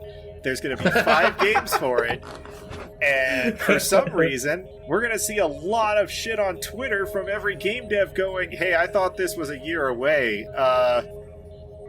You're gonna have to wait that long for the next set of games to come out for this console." Yeah, Like, we'll see. I have my premonitions are almost universally wrong, because I'm a visionary. I'm ahead of my time, but only by like an hour and a half. My claim to fame is that I'm always wrong about my predictions on who's going to actually come out on top. So yeah, there you go. I'm kind of like the Michael Pachter of video game podcasts in that way, except I don't get paid 6 figures. You're for the it. Jim Cramer of video games. There you go. Yeah, whatever you say, we should do the exact opposite, and we'll all be rich. Yep, exactly. And with that, I think I'm ready to head back to Earth. Okay, hold on one sec. I just want a couple notes here. Sure. First of all, people do know other console makers. All right, how dare you shit on the Soldier Boy console? Okay, my mistake. Yeah, no, that was him. Look, man, like Ouya had, or Ouya, or however that wasn't you say Ouya. it. Soldier Boy has his own console No, and it I has know, millions of games or whatever. And how dare you? I just mean like, yeah, there's many different ones. And second of all, on the UK, I don't trust them. They put beans in their breakfast, and that's a lot for me. All right, let's go back to Earth. I mean, you're very correct on that. Plus whatever the hell black pudding is. Yeah, right? It's ridiculous. What are they doing over there? It's disturbing. All Gravity right, sucks. And we're back. Hey, if the Earth didn't suck so much, we would all float off. Yeah. Hey, Justin, real quick, have you seen Abramo anywhere? I got to ask him something. I almost forgot. I haven't, but do you need him for something? Yeah, actually. Hold on, I'll call him real quick. Hold on. Everybody shut up. Okay, all right, he's on his way. Okay, hold on. Cool, thank you. Brahma? Hey man. Hey, hey, Abramo. What do you I'm here. I'm glad you're not walking to Minnesota. Okay. I'm glad you're here. No, that was fun though. I'm glad. Did I'm glad you you see had that fun. That other guy, he has the beard. I bought him a hat. Yeah, he showed it to me last nice, week. It was a nice hat. Yeah. Yeah. Okay. I was just wondering, Abramo, when you were cleaning up, did you by any chance come across like a gun? Maybe backstage? No, I don't know. Okay. Definitely didn't see a gun? I mean, no. Okay. Maybe. Like it's fine if you did, and you can just tell me. Like, you know, I know you like to pocket illicit weapons, but this actually belongs to someone that we know. Oh. So if you found it, like, you know. Oh, okay. So listen, about that, I may have given it to somebody else already. Okay. Yeah. Is that okay? Who? No, it's because it wasn't yours. Oh. Well, they Who did you gave give me it like to? $70 for it. So I was like, oh, okay. Yeah, that's okay. Okay. We really need to have a talk about you buying and selling illegal weapons. No, I think it's okay, man. You know, nobody's gonna do anything about it, you know? Yeah, no, but they said it was okay because they were trying to, you know, have an investigation or whatever, you know? Okay. All right. I know who to talk to. Yeah. All right. Yeah, Cool. so All it's right. that guy. Thanks, Abramo. Oh, I can go now? Yeah, absolutely. Yeah, that's all I needed. Oh, okay. Hey, Appreciate you're out of Windex and stuff. So can you get more of that? But absolutely. Make sure it's the good kind. Like the actual Windex brand kind? You want that? No. There's a kind that I've been thinking about that it would have a duck on it. Okay, I'll see what I can do. Yeah. So, just find some glass cleaner with a duck on it, okay? Okay. Yeah, and if it doesn't exist yet, just call the companies and tell them to make it, okay? I'll see what I can do, Abramo. Okay, goodbye. I'm gonna go over here now. Okay, thank you. Okay, thanks, Abramo. Okay, goodbye. Bye. All right, so that's the guy that you trust to clean the halls in this place? Yeah, he does a good job. Yeah, he's actually really good at it. Seems like a nice guy. He is actually really good about it. I've no doubt that he's incredible. I mean, this place was spotless when I walked in. I mean, for one thing, he let himself get ripped off on what he accepted for that gun. Well, to be fair, I mean, it is free money at that point for him. So yeah. Also, you know what? No, I'm just gonna let it go. It's probably better that way. I have so many. And this is a legit thing. Like, have y'all seen it? It's on Amazon Prime now, and it came out at some point in 2023. There's a revival of Takashi's Castle. Oh, nice. Oh, really? Ooh. Yeah. Like, and Beat Takashi actually comes back and plays, like, the Count at the castle and everything. And it's the same kind of weird gimmick where it's like Sasuke Ninja Warrior or American Ninja, like all of this weird stuff. But it's that freaky, whimsical way of doing it that only really could exist in Japan. Yeah, right. Absolutely. I love the little parentheticals that of doing stage select with you guys, because it really does remind me of like the weird telenovela drama that is in the new Takashi's Castle revival that is just in between some of the events where the characters, in quotes, that they introduced have like weird recorded segments. Yeah. I mean, we do try to make the show like unpredictable, but I mean, Abramo's he's a real guy. Around. He just cleans. What's more unpredictable than that specific hire who found a firearm in the office? Well, you'll have that around here. Thought, well, the idea is the first immediate thought he had was, I bet somebody would give me money for this. They probably would. That's kind of Abramo's thing. Yeah.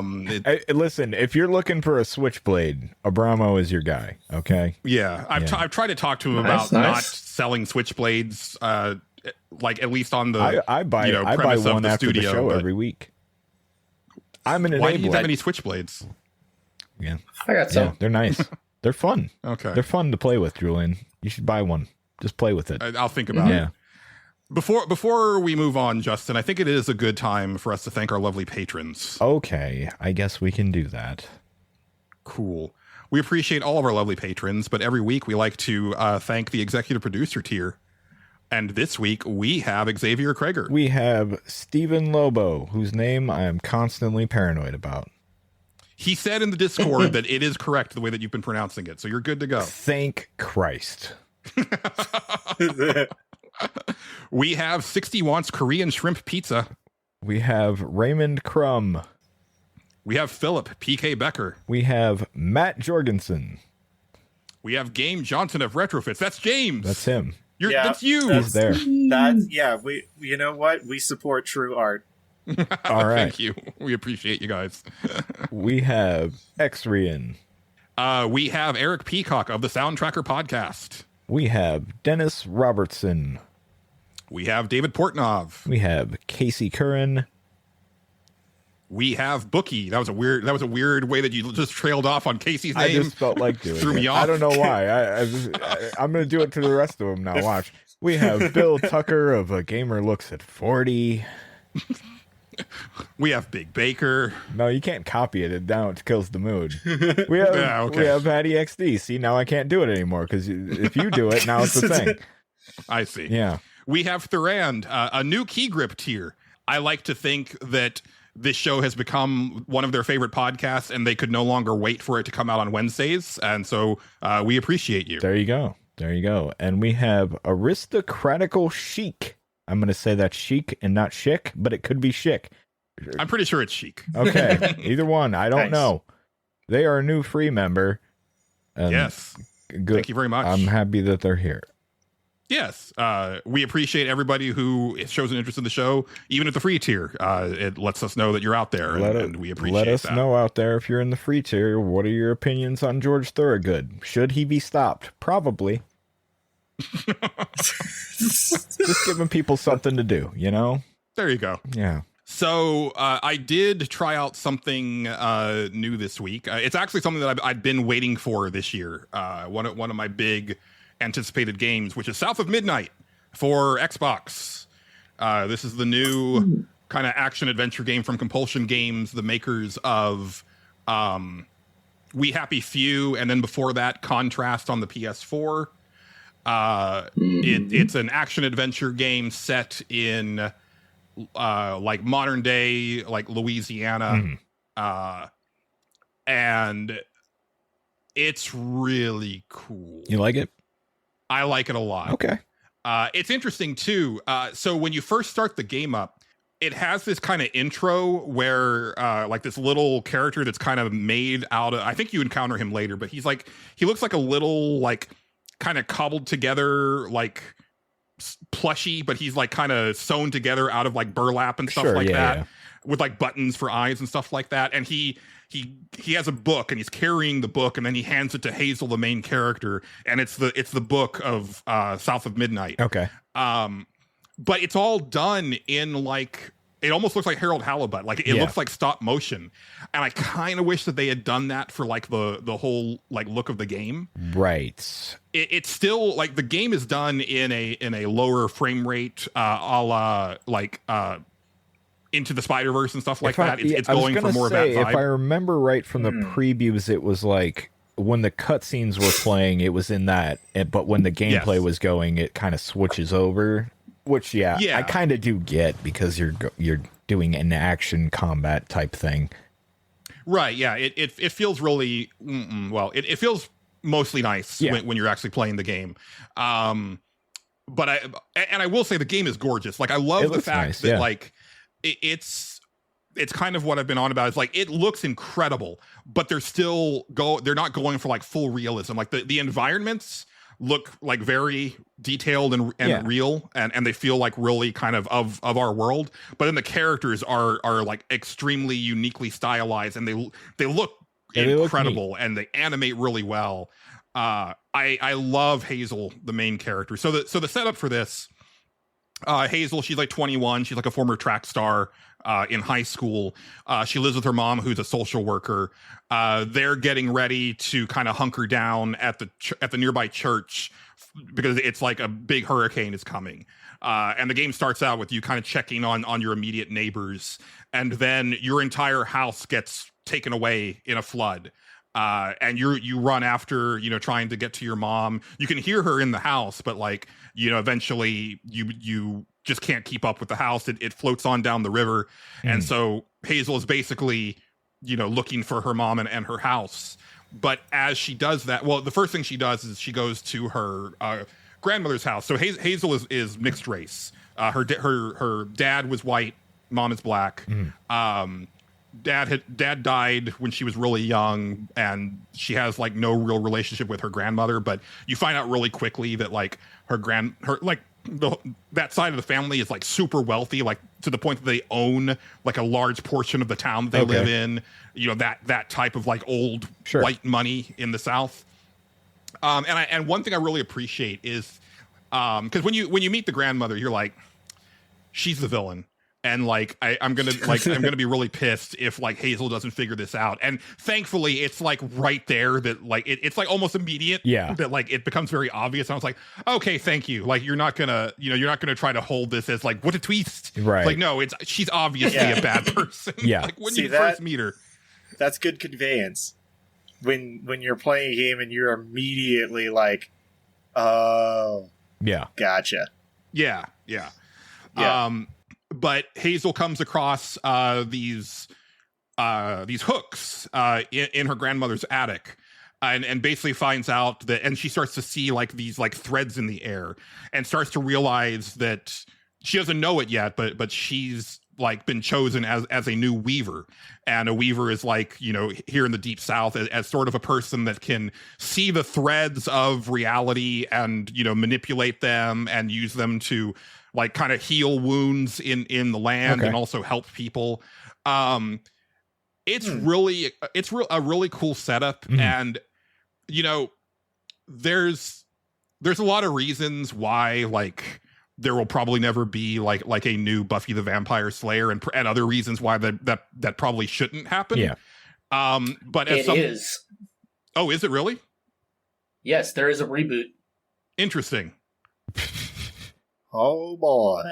Is Joss Whedon attached to it? I don't know any details. Okay. I've deliberately avoided details. Yeah. But I just know that there is a reboot in the works. Interesting. As a big fan of Buffy, and wondering like what you would do if you tried to like do a new version of that story like from scratch, Hazel and like this setting is like a really cool way to do it. Like she's instantly likable. I love the fact that like she comes across like something that's like supernatural, and she's like, nope, and she just like kind of walks the other way. Nope. Like, but eventually, very Jordan Peele writing. Yeah, in that. yeah. But eventually, she kind of gets convinced that like, oh no, she needs to help this thing. If you ever saw the most recent Haunted Mansion movie with Rosario Dawson, there's actually a scene of that. Is that whenever they first get to the mansion and see all the ghosts, her first reaction is like, and then she just leaves. Yeah. I mean, she gets brought back, of course, but it's just eventually you just have to deal with the supernatural. That's just the perfect reaction. Be like, no, I'm out. It's all, and the cool thing is that like Hazel is seeing after images of the last Weaver, which was back during the Underground Railroad. Okay. Which I think is like a really cool setup for a couple reasons. One is that as she sees what this accomplished Weaver is able to do, she's like, oh, I can do that.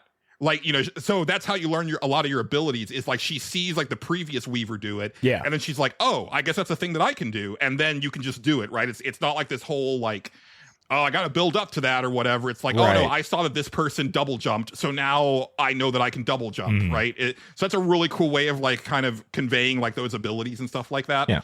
The other thing that I think is really cool and really important is, you know, having a story, and it's not like the focus of the story, but having an element of the story be centered on escaping the South via the Underground Railroad and like seeing like that play out. Sure. You know, I was raised in Texas, and we learned about the Underground Railroad when I was in school, but I would be surprised if that's being taught in Texas schools right now. And it's probably, if it is right now, it's probably not going to be in the next couple years, as this country continues to try to erase the more prickly parts of its history.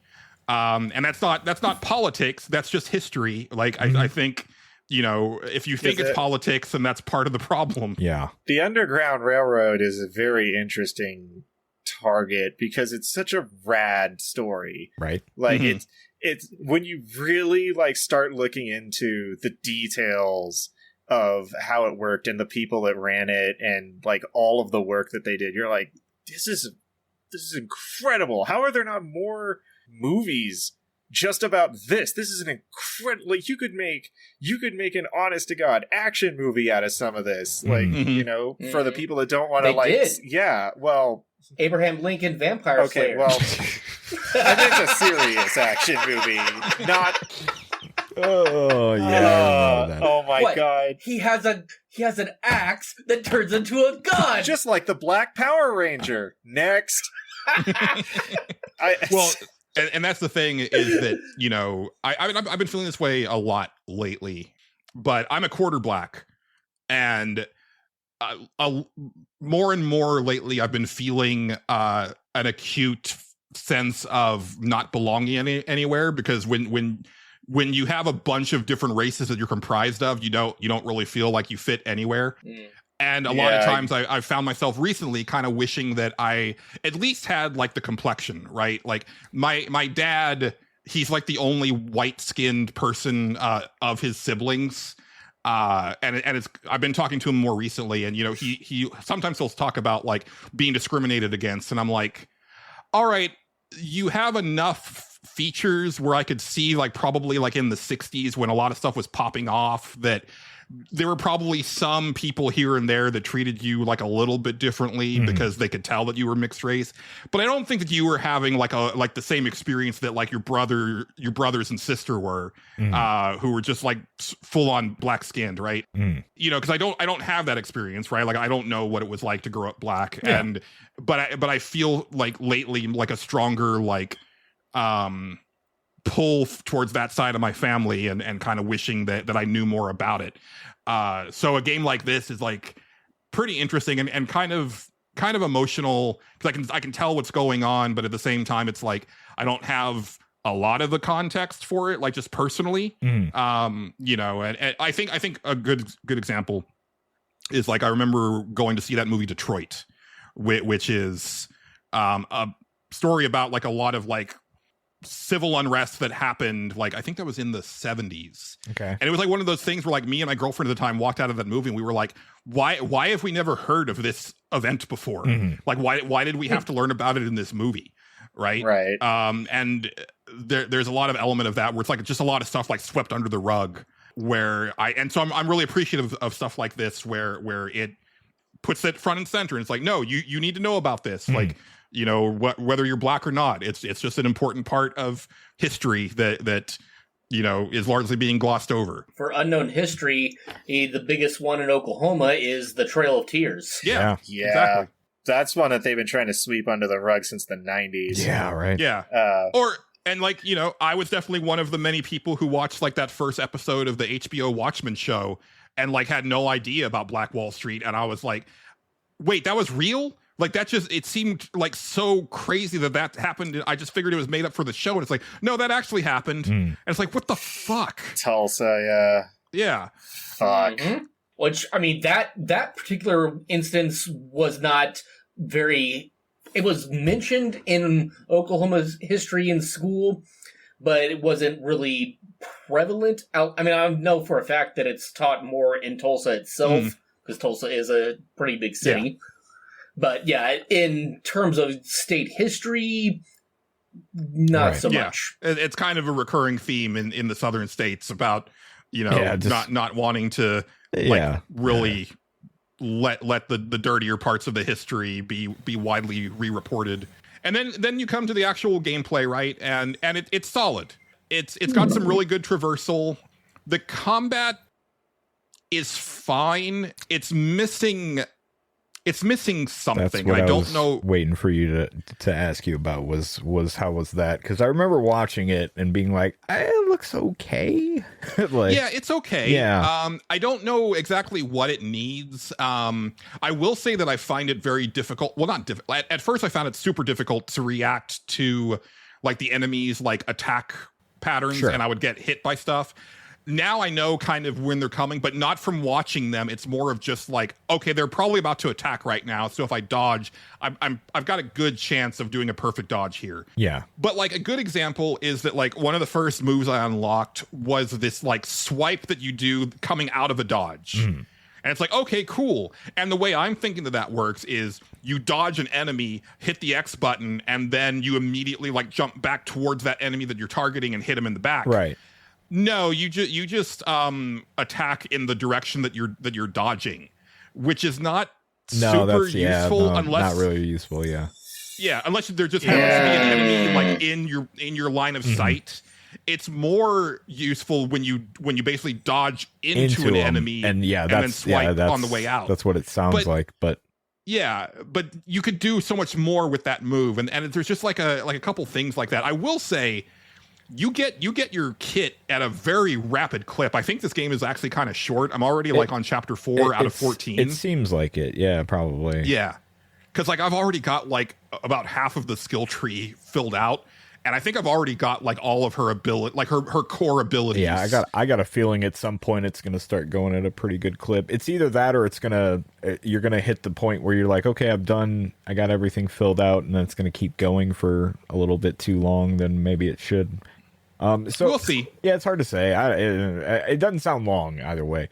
So can I ask you? So this is a tough question to ask, but like, are you having fun playing it, or is it just like you're really into like the story happening and that's the draw?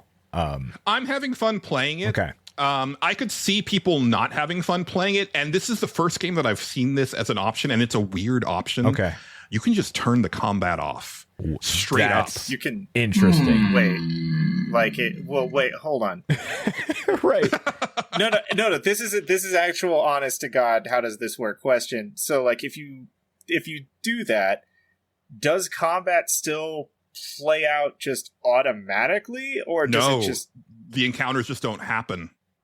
Do you even have control at that point, or are you just watching I was going to say, you might as well turn on a YouTube video at that point, you're just kind of... Yeah, that's kind of the weird thing. So the way the encounters work is that, and it's sort of like, classic Devil May Cry, where it's like, you come up on an area, it's like kind of an arena that's walled off, and you need to kill the enemies, and then once the enemies are gone, you can unravel the tangle that's there. So if you have the combat turned off, you just walk up and unravel the tangle and then move about your business. Now, I have not encountered a boss fight yet, so I don't know how that happens. That's another thing I was wondering. I was like, okay, so you're a quarter into the game and you haven't encountered a boss yet? Well, so I had a quote unquote boss, but it was not your typical boss encounter. It was actually really cool. It's one of my favorite things that I've seen in the game so far. Because it's not necessarily like that type of game.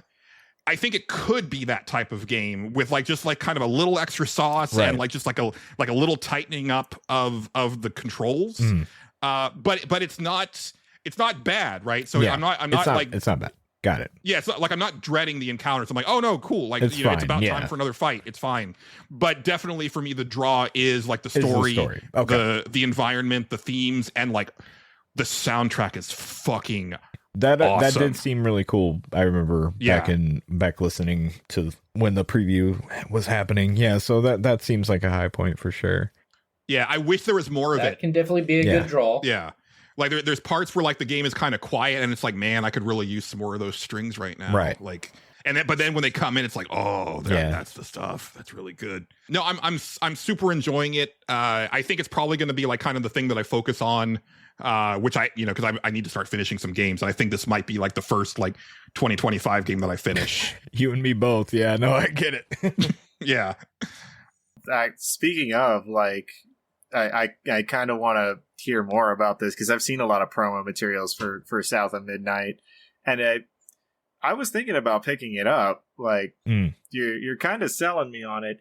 I don't understand why they didn't just have story difficulty instead of turning the combat off. Yeah, it's kind of weird, but like, it's okay, man. We're all busy. Yeah. Like, just play on story. Like, well, I think the idea is that they wanted to reach an audience that isn't like even on a story difficulty might not be proficient enough in like video game combat. Sure.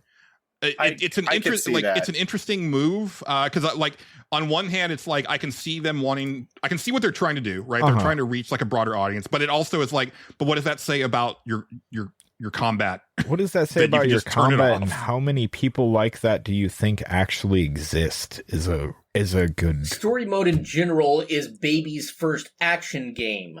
Well, so or almost any game that has it. Well, but I do kind of see the point that you're making, Julian, which is when we were all growing up, combat in any given game was a given.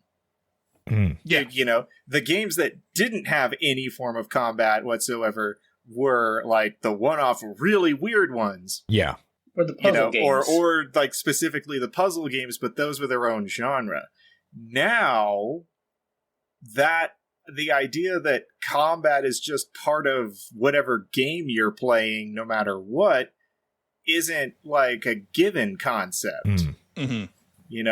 It's in a lot of like mainstream games still, and it's in a lot of like games that end up making it big and become really popular. But there's I mean, I guess one of the best examples is like Undertale, where you can play the entire game without technically being in combat, because combat implies that you also are like fighting, rather than like dodge puzzles and bullet hells, and like, so the argument could be made that like that was an incredibly popular game that reached like a ton of people, that you could play it with no combat, and that is actually one of the better ways to play.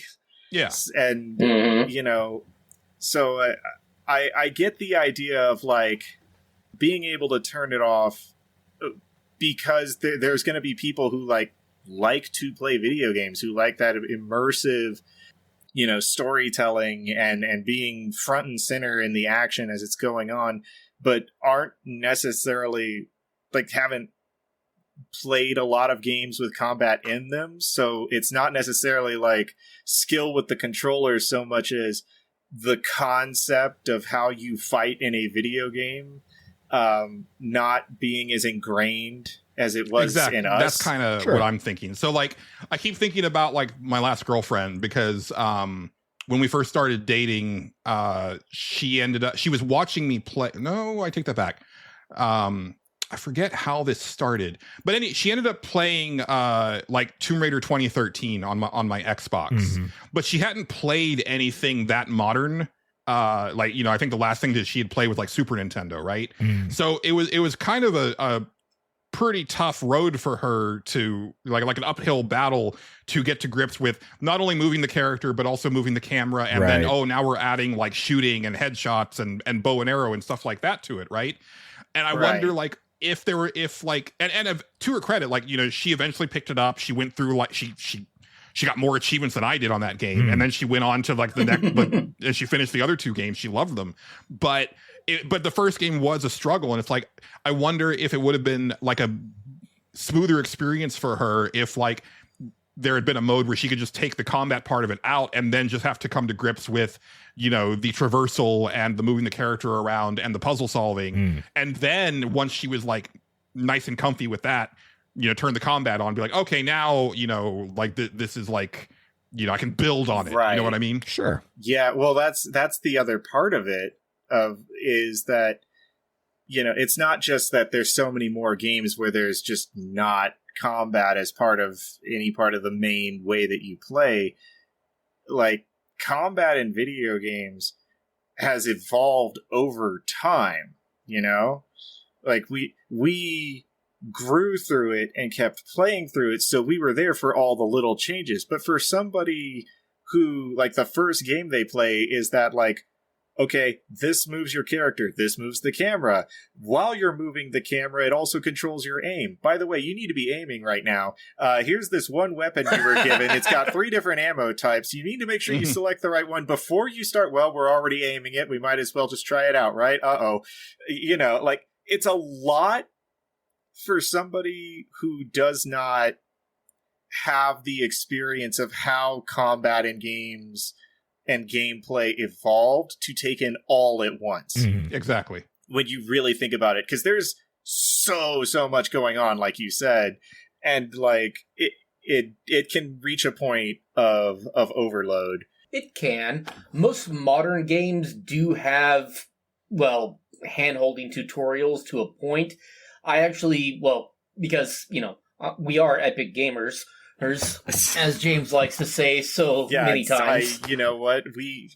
JJ, I'm good at video games. You need to stop purporting this lie, this scandalous slander of yours that I'm not good at video games. Stop. But there are plenty of games out there that there's not even a wiki or anything when it's first released of it just drops you in and you have to figure everything out. Yeah. And while that can be frustrating, from a refreshing standpoint, I do like those type of games. Yeah. Yeah, I feel like Elden Ring did that concept the really well. FromSoft games tend to do that a lot. FromSoft games have always done that pretty well. I think it was the best FromSoft game that I saw it done in that particular one for me will always be like the Elden Ring drop-in. Oh, yeah. But I think Dark Souls 2... Bloodborne is like that, too. Yeah. Oh, that's right. Yeah, Bloodborne is just, like, brutal. It's nasty. Yeah. The way it throws you in. That's just mean. But that's South of Midnight. I'm really enjoying it so far. It's only $40 if you buy it, which is a pretty crazy price point. But it's also on Game Pass. Who was the one that made that? Who was their Compulsion Games? Compulsion. What did they make before that? We Happy Few was the right. last big one. So, okay. Yeah. And this is much more successful at what it's setting out to do than We Happy Few was. Yeah. Right. You know, both of these games I thought had excellent like initial trailers where it was like, holy shit, I want to play that. Yeah. Unfortunately, We Happy Few, when I finally did play, I was like, oh man, like that is not what I was like looking forward to. Yeah. Oh no. Well,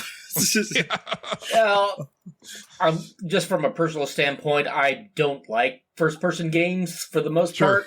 So that's why We Happy Few was never on my radar. Yeah, well, because some of those give you migraines. Like it's really, it's like a bad time. Yeah, sometimes when they get to that like really intense movement in the first person. Yeah, I think that's why third person action gaming has become like the big standard, because there's more and more people who like just can't do intense first person. Like it's detrimental to their health. Like any game that allows you to switch. I mean, look at tons of them. Very few. Well, what am I thinking? What game am I thinking? Elder Scrolls. Oh yeah. Does that let you switch between first and third? It does, but but depending on which one you're playing, some of them are a little bit more playable than others. Well, very true. Yeah. Like Skyrim, very hard to play in third person vanilla. I mean, you can mod the shit out of it, and then it's perfect. But yeah, it's a whole thing. But yeah, they've done some work in that. Yeah, it is meant to be the best game that I remember, or that was designed to switch between first and third, was Jedi Knight 2: Jedi Outcast. Okay.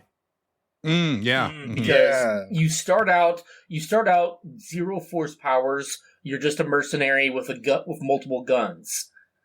You get a lightsaber. You switch to, you go to third person, and then you can attack and move around, and which makes absolute sense, because trying to do all that stuff in first person with a lightsaber would be difficult, to say the least. Yeah.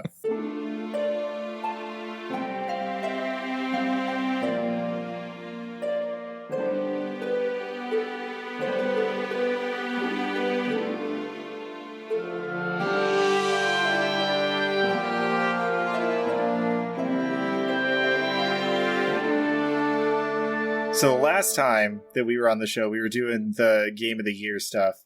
Yes. And we were, a lot of the characters we talked about were from two very specific games that, since recording that episode with you guys, like I actually got the chance. So because they came out on Steam, because I still don't have like a PS5, I just, you know what, it does. Everybody's broke. Everybody's struggling. Just, I have a good enough computer to play almost anything. Just let me play my games. Yeah, sure. Like, Rebirth got released on Steam. Right. And when it was coming up to release, it was like, by the way, it's like 20% off. So I'm like, oh, hell yeah. Why not? Yeah. And, I did it. I played through it. I actually tried and got a ton of the achievements and I did my damnedest to do every single piece of like side stuff to do and secret stuff to do, and I did it. And here's the thing: I'm sure I came across as like oblivious trying to talk about this game beforehand because of what little knowledge I had of it. I get it. I get every single complaint that people made about like, just the sheer size of it and everything there was to do. I loved it. Yeah, I also greatly enjoyed all of that, because whoever it is that works at Square Enix that like was in charge of how they were going to throw all that stuff together has the exact same neurodivergency mix that I have. Mm-hmm. Yeah. So I'm just sitting there like, oh yeah, that makes sense. It clearly doesn't to like a neurotypical mind or to any other point of view trying to play that game because of how hyper specifically they put stuff in weird places. Mm. I get why there are complaints. And I think that they're legitimate complaints. But they're not complaints I had because I enjoyed every second of it. Like, because I'm a very... Now, when you say special about me... There's a reason we're best friends. Yeah, yeah. Weston is listening to this. He's like, God damn it, why weren't you on my episode right. of Game See? of the Year? There it is. But, yeah, but playing through it, like, and really trying to do all the, like, take in every single thing the game had to offer, like, my playtime on that got to, like, 200 hours. I was gonna say, yeah. That is, like, even though I enjoyed 95% of this game that I played, like, actively enjoyed, not like just, oh, this is good, this part isn't, like, actively enjoyed 95% of my playtime in that game. That's too much game. It's a lot of game. It is. Yeah. Like, and I'm not saying that, like, you know, like the statement I made earlier, like, it's okay, man, we're all busy. Yeah. You can just play it on easy, you know? Like, I'm saying that, like, kids in school with no other responsibilities, that's too much game. Yeah. Yeah. Like, you know? What are they going to do for the third one? Yeah, I have no idea. For like computer / Western based RPGs, my sweet spot is about 40 hours.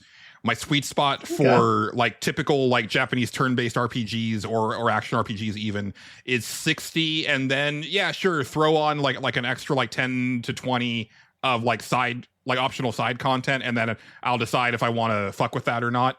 Most of the time I'm not, because I just kind of don't want to mess with it. But yeah, like I think a lot of games these days just they feel too much, right? And sometimes it's not, right? Like, you know, our game of the year last year was Unicorn Overlord. I played that for 100 hours and I was fiending for more. I always say, the time thing is just it's relative to the game. Like whatever game am I still having fun with this? If the answer is no, the game is going on too long. Or even it's like I'm still having fun, but like it's starting to drag, right? So like I always set out with every Like a Dragon game. I'm like, oh, I might actually do everything in this one. And there's always a certain point where the flip in my head gets switched, and I'm like, no, it is time to mainline this. No, like, it's become overwhelming. Yeah. That reminds me of a little Easter egg that they threw into Final Fantasy IX when you go to the, I never remember the name, the Linden Blum or whatever, Lindblum. or the airship city. Yeah. Lindblum. You go to the Lindblum and you get to play as Vivi, run around. There's this little old lady that you talk to, and she'll ask, like, are you having fun? And if you can answer yes or no, and you answer no, then why are you even playing this game? Yeah. You, the player. Yeah. Like, she just turns to the screen and just the static starts to take over, and like the distorted like Pokemon sound effects from the Game Boy start like shrieking in your ear. And you're just like, I mean, that's also like, you know, Yoshi P's approach to Final Fantasy 14, because you'll get a lot of these takes from like, you know, the big Final Fantasy 14 content creators and streamers and stuff like that, where they're like, oh man, the game sucks now, there's nothing to do. And his whole thing is like, we don't intend you to do everything in this game. Like, you know, we want you to go and play other things, and then when the next like big expansion or big patch comes out, then come back and play. Yeah. But like, you know, it was never intended for you to do fucking everything in this game. It's like, we made a lot of different content for a lot of different types of players, you know, for them to, you know, like go hard on or on some stuff and go easy on others, right? Like, I don't like to craft and gather, so I don't craft and gather, even though that's like a big thing in the game. Yeah, I definitely hit that point where I was like, oh, this is awesome. They brought back like the Fort Condor board game for this one little section. That's cool. Yeah. I really love that. I kind of wish we just had like a game of that where two people could play against each other with like these set ways to build teams and boards, and like that would be kind of fun. That would be cool. Or like the Queen's Blood card game. I got really good at Queen's Blood. Yeah. It was really fun. The Cactuar like mini game, less fun. Less yeah. That was the thing that made me decide to stop doing the side content. Oh no. I committed. I was gonna sit there for an hour and finally get like the final rank on that Cactuar. To be fair, card games have ended up becoming their own game in the past. That's because Gwent did that with Witcher 3. True. That ended up becoming an independent game by itself. That was really good. It's a very good. It's a very good card game. I'm trying to remember what it was that somebody pointed it out. I think it was like Genshin Impact has like their own built-in card game. Oh boy. It's already like a gacha nightmare. Yeah. With a giant expansive universe. And now you like at the very beginning, here's also this like side quest card game. Oh boy. Yeah. And he was just like commenting on it. He was like, "Hey Timmy, sorry your whole village burned down, but would you like to play Gwent?" Yeah.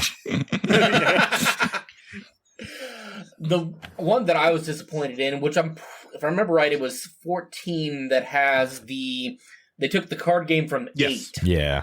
Triple Triad. Which I can't remember Triple Triad, yeah. The lesser of the two card games between Final Fantasy 8 and 9. People give it hate, but I actually prefer Tetramaster. That's a real hot take right there. Ooh.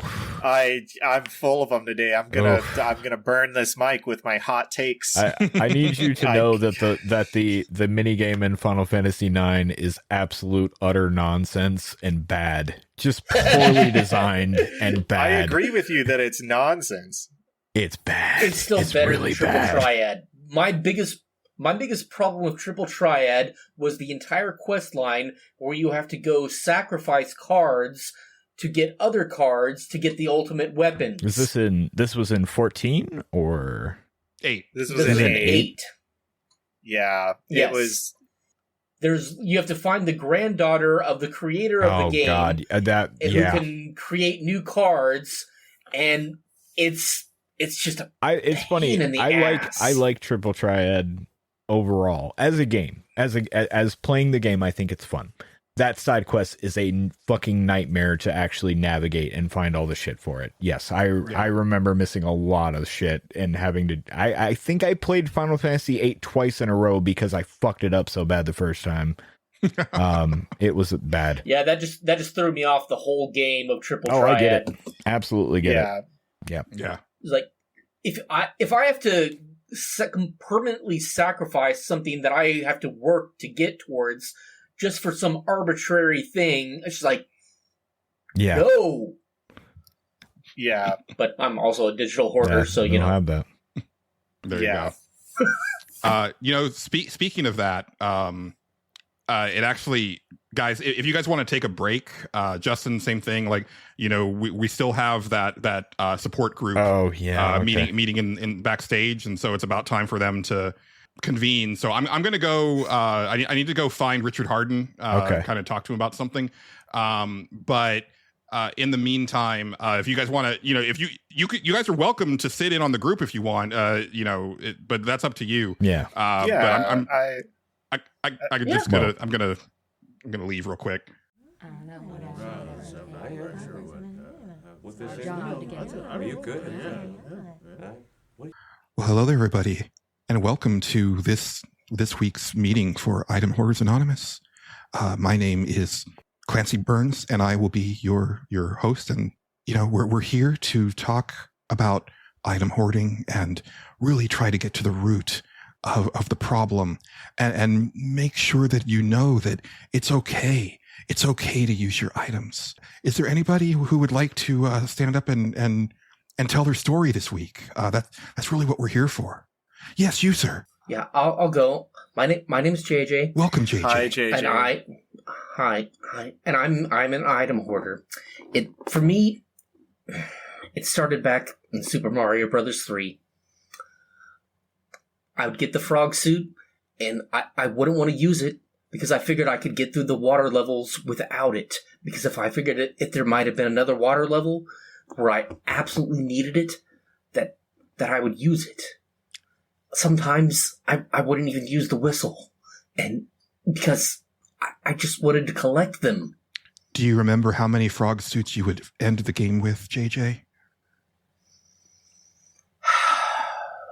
At least 3. That's a lot of frog suits. It is. Do you see that now, though? I do. They disappear with one hit, but they're shiny. They're in my inventory. The shiny is a powerful reason to keep something in the inventory, but think about all the times that you struggled in those water levels when you were a child, and you could have gone so much faster and so much further, and maybe even gotten to the point where you got to keep the frog suit that you had on, not only for the water level, but then going into the following level. I do see that now, but it's still a struggle. Newer games, of course, are even worse because having 99 elixirs, how am I supposed to not have that? I think you know the answer to that, JJ. I think the fact that it's 99 elixirs is a pretty troubling sign. Perhaps next time that you're playing a game that has an item like that, instead of spending magic points or just holding on to them, just remember that they're there, and they can be used. That's really the core of Item Hoarders Anonymous, is remembering that the items are there for you. I think this is a very, very good step, JJ. Thank you so much for being brave and standing up and telling us your story this week. Thank you. Yes. Is there anybody else who would like to tell their story this week? Yeah, I'd like to say something. Hello, everybody. I'm James. Welcome, James. Hi, James. And I'm an item hoarder.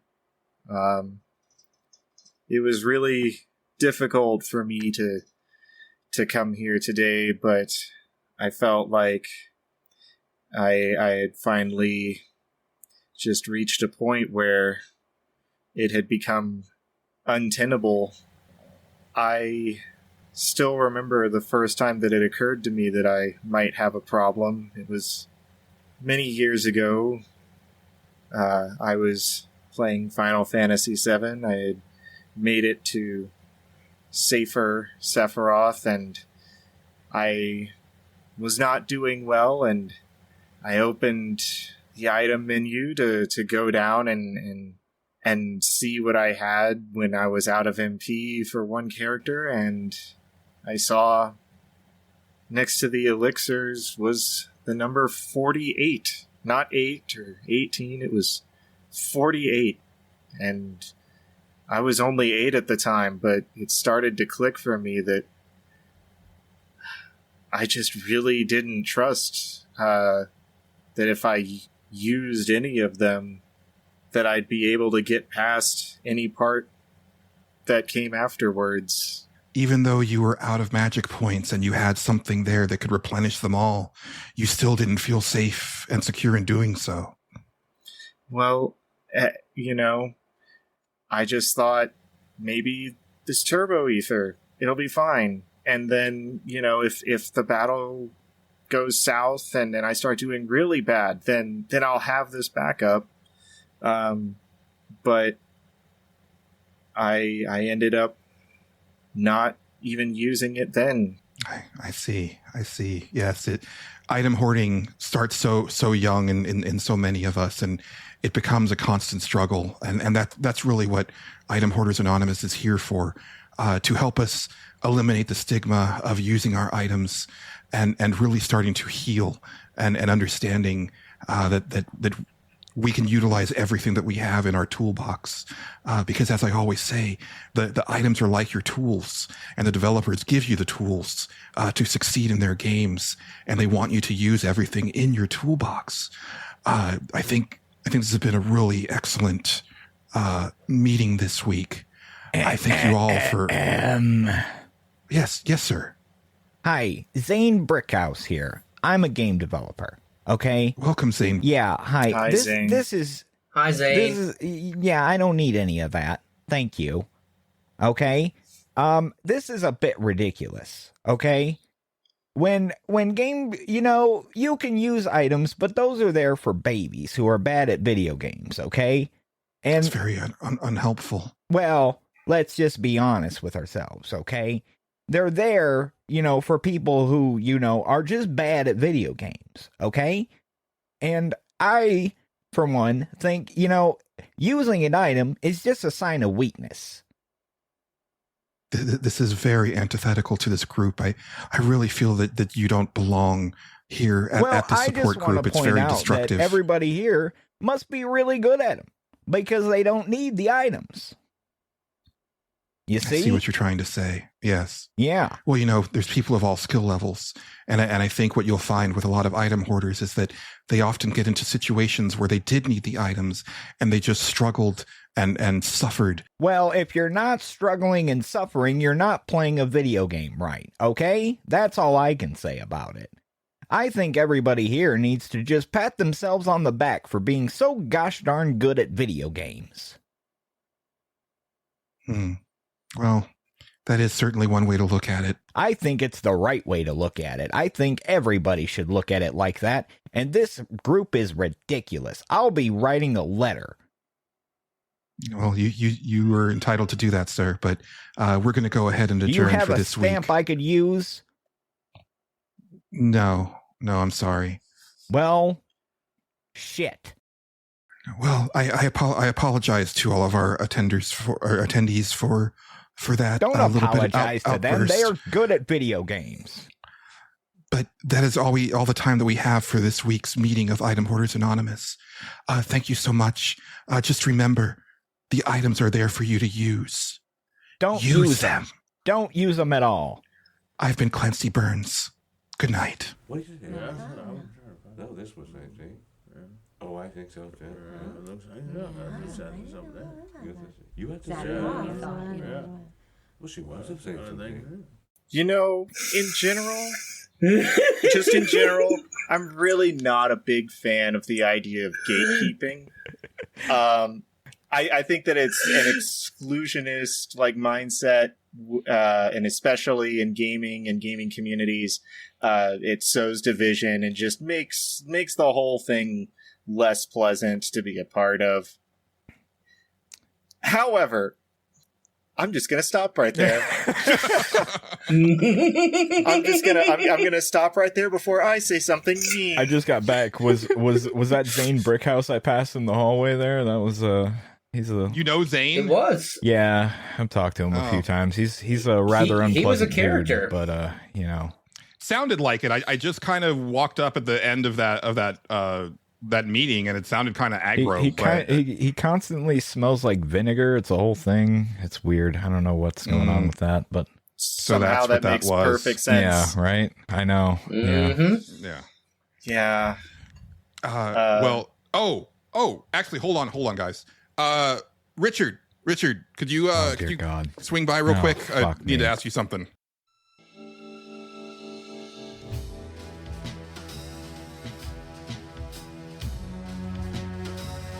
Yeah, what do you want, boss? Hello there, gentlemen. Hi, Richard. Richard, let's just cut to the chase. Did you sell a gun, or were you sold a gun today? Well, I just wanted to introduce myself to your guest here. I'm Richard Harden, private detective. I'm also head of security here at the Stage Select. Great. Sorry, what was that? Did you sell a gun to? Were you sold a gun today? I'm sorry. Fuck. This Gideon was on to me. Couldn't tell him, but I already lost the gun that I had purchased from the weird stoner janitor. did purchase a gun, but I do not have it on me. You at lost the the moment. gun already. You lost it already. I didn't say anything of the sort. I don't know why you would have gotten that information or that because inkling. you talk out loud, but apparently I'm the only one that can hear it. So that's the whole thing. God damn it! Somehow it felt like the skinny one was on to me. It felt like he was reading my mind, but that couldn't be possible. It started to bother me. I have to do something with the skinny one someday. I feel like I'm on acid at all times when I'm talking to you. It's crazy. Well, we don't allow acid here at the Stage Select Studio. So if you have any illicit substance like that, I'm going to have to take them and confiscate them. So I really hope that you're not doing that when you're performing. No, I'm not, because that would mean I'd be up for like 8 or 9 hours. I know this from experience, Richard. I see. Yeah. Well, the truth is that I did purchase a gun from Abramo, but the strangest thing is you lost it. I had it when I went to the restroom, and I turned around, and it was gone. It just seemed to vanish out of thin air. I just couldn't quite wrap my head around it. Vanish out of thin air, Richard. I understand, but that's what I'm telling you. I had it, and then it was gone. Okay, all right. So you're irresponsible. Okay, now, Justin? Let's be fair. There are some shenanigans that go on in the bathroom at this studio. I think we probably have a good idea of where the gun went. Yeah, that's true. There's that. Yeah. Okay. All right. That's fair. Yeah. All right, Richard. Well, okay. Thanks, Richard. No, hold on. Before you leave, how's the investigation into the Phantom going? We haven't heard about that in a while. Fuck. I was hoping that they wouldn't ask me about the investigation. The truth was, hadn't seen hide nor hair of the Phantom in months. Yeah, didn't figure. Yeah. Trail's gone colder than the shoulder of my ex-wife. Yeah. I'm still on the case. I found some promising leads, okay, but so far nothing concrete. Wow. But rest assured that your head of security is on the case. That's good. One day, Richard Harden, private detective, will find his man. I'm sorry about your ex-wife. That sounds terrible. I haven't mentioned my ex-wife. No, you don't know anything about her. You keep her name out of your mouth. I don't know her name. You didn't mention that in the weird psychedelic asides that you keep making. Again, I'm not on acid, Richard, but I feel like I am. I mean, occasionally I run across people who feel that way around me, and I really don't understand why. Acid flashbacks are real. I remember people trying to give themselves acid flashbacks back in the day. You ever had an acid flashback, Richard? No, I'm on the straight and narrow, unlike you, apparently. Yeah, no, I have never had one either, but it was apparently a thing. You had to crack your neck or something like that. It was nuts. Anyway, good luck in doing nothing and wasting our money, but God bless. It's very hurtful, but I will see you gentlemen later. Guest, it was nice to meet you. If you need anything while you're here at the studio, just call out for Richard Harden, private detective, and I'll help you out.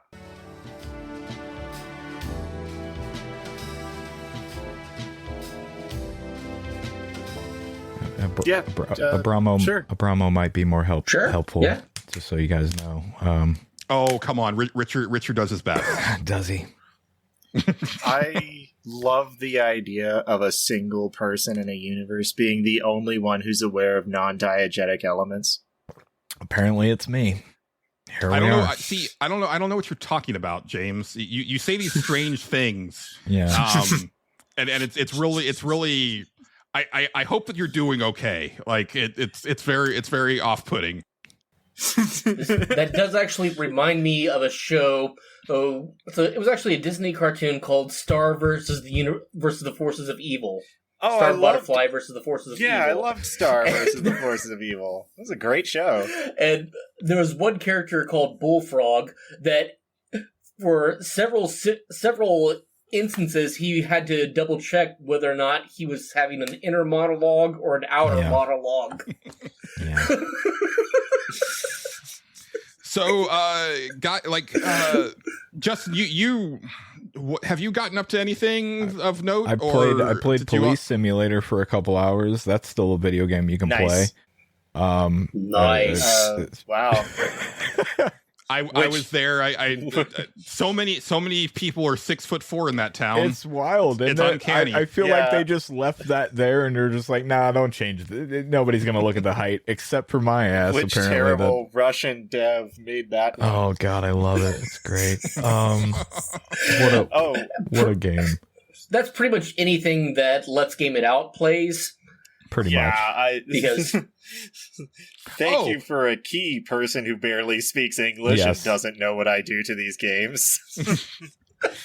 I don't know if you were going to mention it, Justin, but I'll just throw this out there in case you weren't. That I saw that you published like a little kind of one-off WWE video, which was pretty cool. Just kind of going over like what you're working on. Yeah, that's basically it. Yeah, I'm probably going to do that for my WWE stuff because I'm like I've run out of things to stream with it for the most part. I'm like, okay, yeah, the unless I get a full-blown universe going, then we'll come back to it. And I have a few ideas as to where it's going. I just worked on something that I'm not going to mention for a little bit because it's great. I'll reveal that at a later time for that specific universe. But anyway, yeah, I've been doing stuff like that, and I have this next week off of work. So God only knows what the hell I'm going to get up to. Right. Yeah. Well, actually, now that I'm thinking about it, earlier I mentioned that there were actually 2 games that we talked about the last time we were together. Yes. That's because like a month ago, Star Wars Outlaws went on sale for like 50%. Yeah. So I was able to grab the like gold edition with the season pass and everything for like love that game. $50. Oh yeah, it's so like I love playing that game, but like the first 20 hours of playing it, because look, I love Metal Gear Solid, and I you know, stealth gaming is fun. It's really fun. But for the first 20 hours of Outlaws, it was like, oh boy, sure hope nobody finds me in this stealth game. Yeah, but then it's like, hey, who are you? Ah, well, that's a shame. God damn it! Like, I told you wait for the Nyx power up that lets you activate thermal detonators. Okay, I was so excited when I got that upgrade after you told me about it and I found it. I was like, oh, this is the one. I can have Nyx go and have him set off grenades. Do you understand that the very next thing I tried to do after I got that upgrade was in an Imperial compound? See, that's why you activate stuff, you hide, you activate stuff, you hide. Hidden. No one could see. No one had line of sight. Nobody I know. It happens. Nobody could hear anything I was doing because I was far away from everyone in a corner behind 3 giant boxes. But the second that grenade went off, they're like, she's here! I'm like, who? I mean, I'm not here, what? It's just the creature. That's actually a little bit of a problem that I also have with the Horizon games, where it's like, if you haven't been seen, but you do something like a body's found or something like that, like they'll be like, "Oh, she's here," and it's like you haven't seen me. Like this could be anybody. You don't know who it right? is, right? Yeah. You know, and I'm hoping that improves over time, where it's like until a character has actually gotten line of sight on you, and then can like visualize. And even then, like I really like the idea the Hitman games do, where it's like, but who has the information, right? Like, how does it get like disseminated? Right. Yeah. Right. I'm in a weird spot right now with this discussion because like I played a much different game than you did, James, because I played it before they did like the big like 2.0 like upgrade, and I haven't gone back to it. So like I can't like, because my memory is like, oh no, like I really like I felt that like, you know, you could break stealth, like you could lose stealth and like, you know, take down some guys and then go back into stealth pretty effortlessly, and it was like this really cool like kind of push and pull of infiltrating places. But that's my memory of it, and the game has changed a lot since then. So yeah, they made some upgrades to it. Upgrades is an interesting term. Well, I find it interesting you use that word. I don't know if you got that far yet, but it does. Outlaws has my very favorite Darth Vader intimidation scene I've ever seen in any media. I'm not there yet. Okay.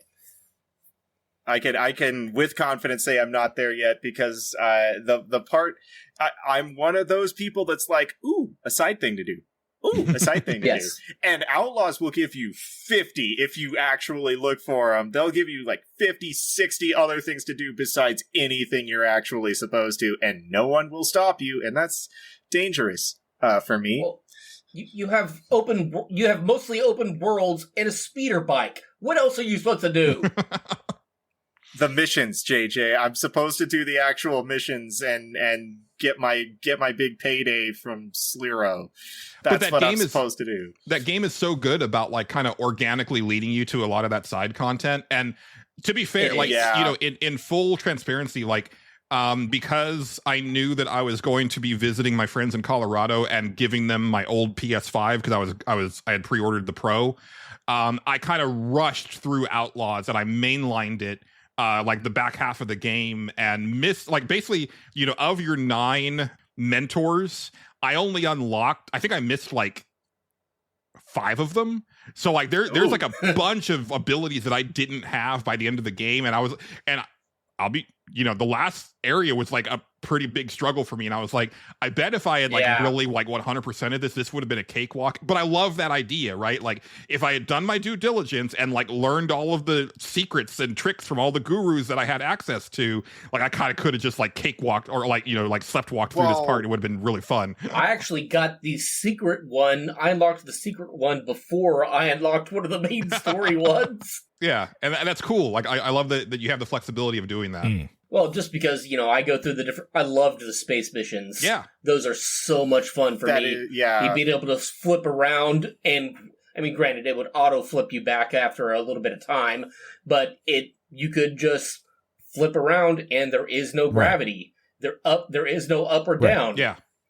A lot of Star Wars games in the past, like a more recent history of Star Wars games, really get like the space flight and the space combat just right. It's a very nice thing when you get to that point in almost any Star Wars game. The Lego Star Wars games do it really well. Battlefront did it really well, and Battlefront 2 also. You know, like it's called Star Wars. You should get the space part right. Yeah, you would hope. You know, you'd think. Yeah. Which if you've never seen it, I do highly recommend in Skeleton Crew. I've heard good things, yeah, that's on my list. I'm trying to. The best way I can describe it is a combination of Star Wars, Goonies, Treasure Planet, and Indiana Jones. Huh. Okay. Why Indiana Jones? Traps. Sure. Which, I mean, the Goonies And kind of we fall all into know- that category as well. We all know how much you love traps and the idea of filling my house with them. Oh, well, there you go. I mean, we've had this argument for a long time, and it actually started back with Resident Evil 4. Is that if you have to get up in the middle of the night to go to the bathroom, and you don't have to go through 15 elaborate traps that could possibly kill you, are you even trying? That's fair. JJ, I get on average about 4 hours of sleep every night and have for the past 5 years. Yes, I'm actually trying. Yeah. Okay, man? I don't need your fucking swinging, like, death blade hanging over like the hallway. And the thing is, one day you're gonna wake up in the middle of the night to just like casually stroll down the hallway and use the bathroom, and suddenly trapdoor, and you're gonna be like, what? And I'm gonna be like, haha, see, it's not funny. Actually, now that I'm thinking about it, might be kind of funny. Kind of is. Actually, yeah, it's a little It's a funny. little funny. To be fair, in high school, I actually had I had 2 alarm clocks. I had one right by Okay. my head, and then I had one all the way across the room on the floor plugged in.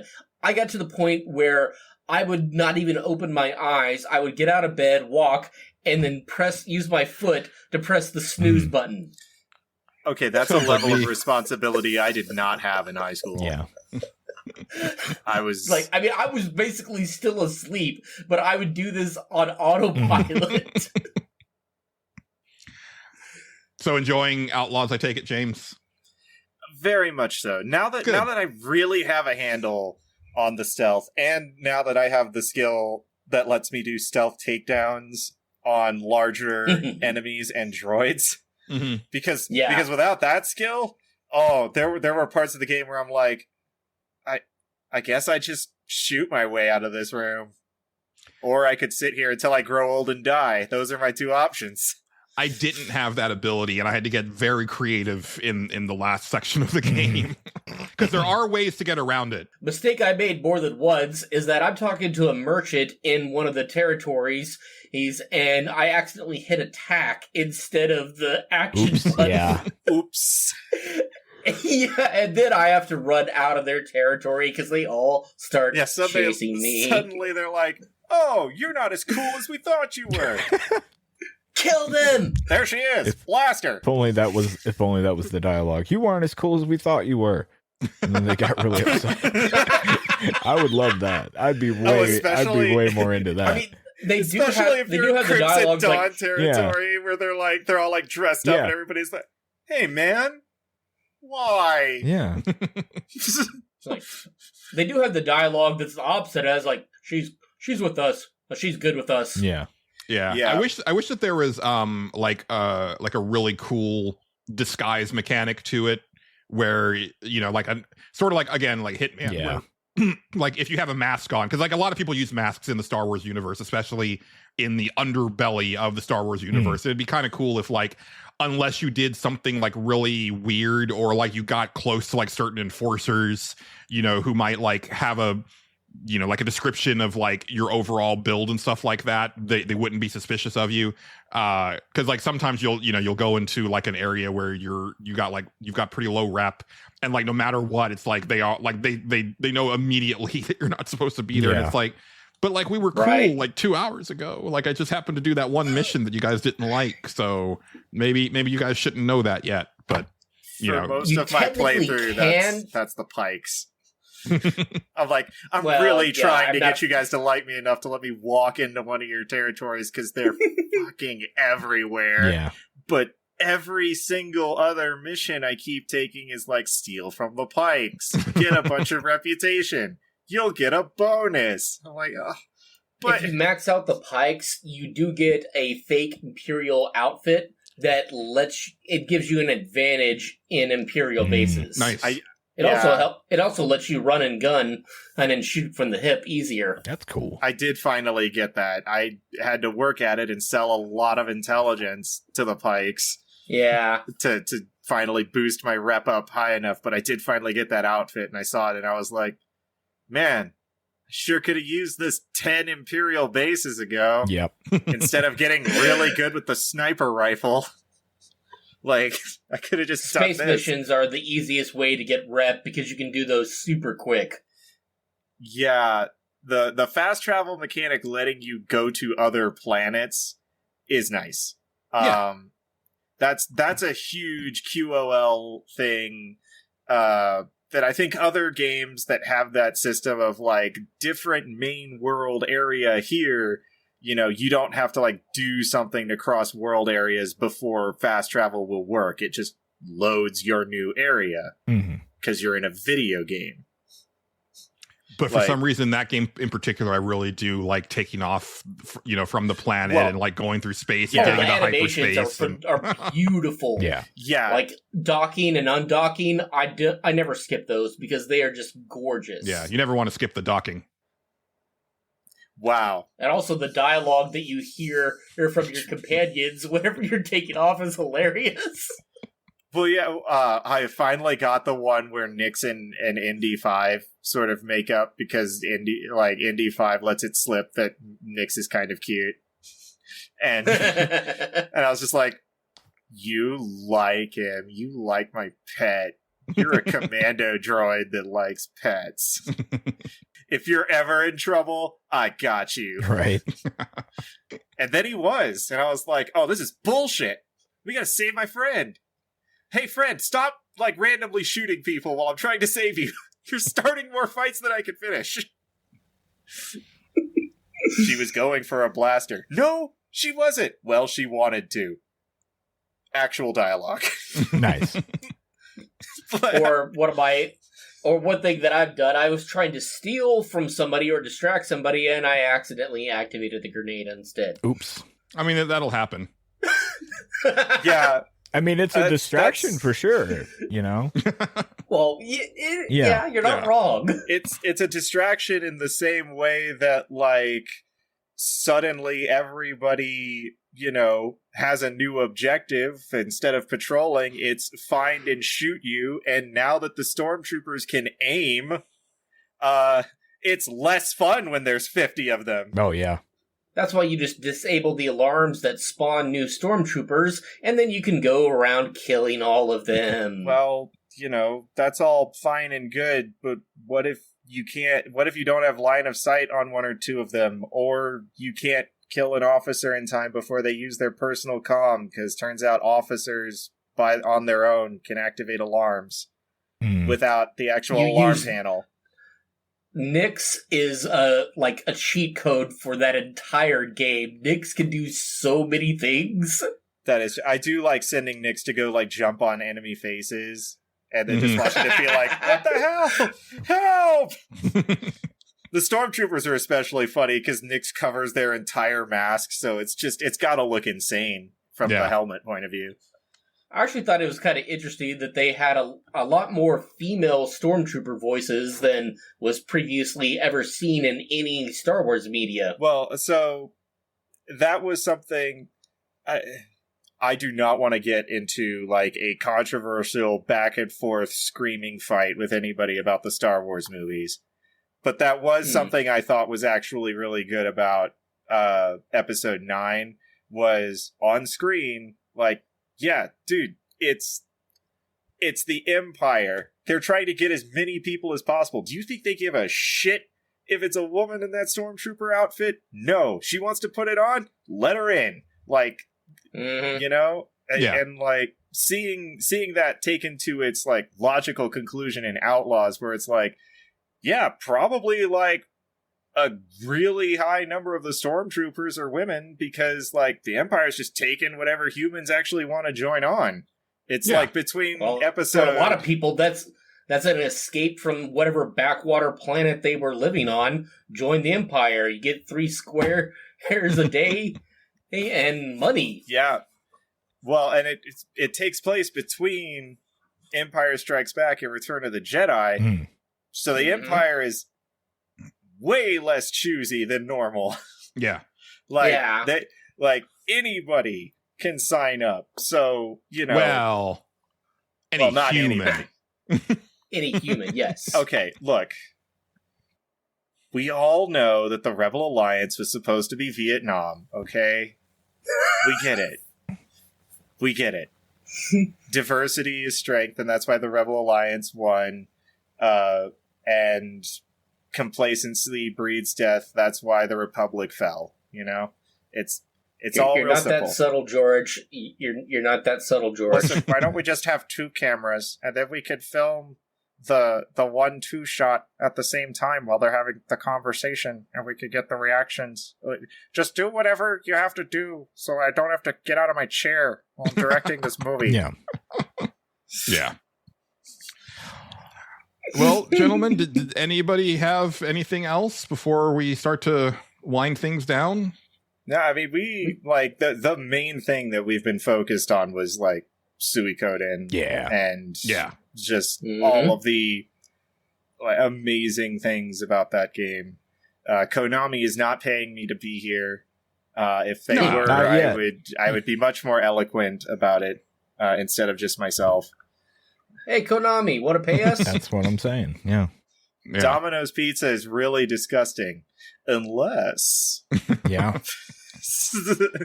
Well, before we get out of here, I just need to do one last thing. Justin, if you wanna like entertain our guests, I need to go check something at the bathroom. Oh yeah, sure. Yeah. Because I'm pretty sure I know where Jacob's gun is. Okay. So I'm just gonna go.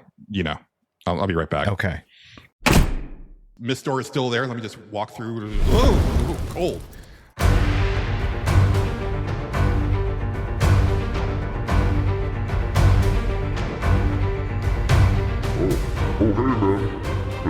Hey, Bing Bing. Hey, how's it going? Hey, It's going pretty good. Thank you for not trying to annihilate me the second that I walked through the mist door. No, I appreciate it. I've gotten really good at smelling things. So. Oh. Yeah. It's cool. Yeah. I ever since I stopped cooking eggs, you know, eggs around here, like, I guess cigarettes in your world, you know, we're just constantly eating eggs. It's the whole thing. Buy a pack of eggs, you know, eat them in a day. It's a real problem. Yeah. So ever since I stopped doing that, I can just smell things now. It's crazy. Interesting. Yeah, that's crazy. Bing Bing, did you happen to come across like a human firearm recently? Is that what this like really cool rock is? No, that's not a rock. Oh. No, that's metal. Oh. Yeah. Well, I mean, potato, right? Sure. No, I think that's actually what I'm looking for. Okay, cool. It actually belongs to a friend of mine. You mind if I take that back to the human world? I mean, okay, look, it's a really cool rock. Do you have like another rock that I can have, you know, to like exchange here, you know? I was gonna put it over here. It's gonna make these skulls look a lot more intimidating, really accentuate the color and everything, you know, whole thing. I mean, I could work on that. I've got some eggs.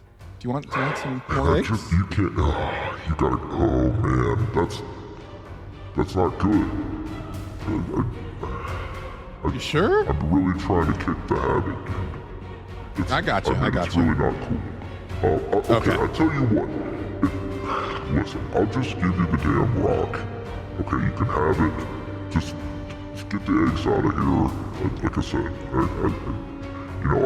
I've been talking to a girl in another dimension recently. Oh, good for you. Interdimensional, you know, Tinder or whatever you people call it. I don't know. Yeah. It's been a whole thing.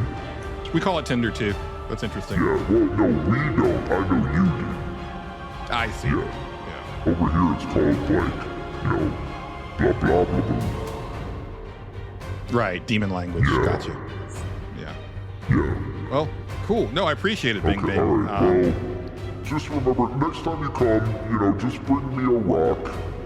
And, Okay. You know, I can do that. It's cool. You owe me a rock. You know, I'll write it down. And, yeah. It's all good, man. Yeah. Awesome. Okay, good. really appreciate it, Bing Bing. Okay, you have we'll catch you later. Yeah. You too. Yeah. Don't do eggs. I won't. Not even once, man. I won't do eggs. Okay, good. Okay. All right. Thank you, Bing Bing. Bye. Hey, Justin, Julian's been gone for like a while. I know, it's been like a week, right? It's crazy. Yeah. I can't like, really. I mean, I like staying here, I but mean, you guys could have left whenever. It was fine, but you. Hey guys, I'm back. Sorry about that. Yeah. Hey, Julian, yeah. where you been? We've got an elder god that lives in our bathroom. It's a whole thing. But he had the gun that Jacob was. Well, yeah. I guess I shouldn't.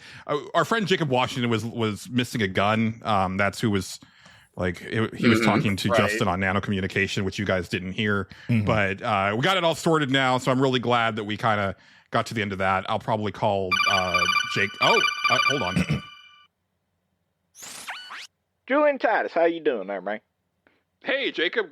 All right. Really glad you called, actually. Oh, all got right. some good news for you. Okay. Yeah. All right. I got your gun back. I appreciate that. It's right here. It's in my hot little hands. So. All right. All right. Now I feel safer already. Already.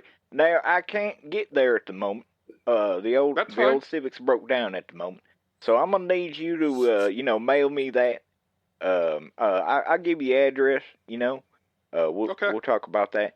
If you can just send that in a nice secure box.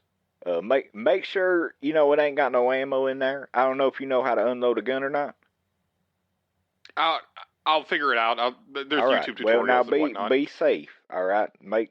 I know you're from Texas, but I know you. All right. You ain't that familiar with them. All right. Right. So maybe ask a friend.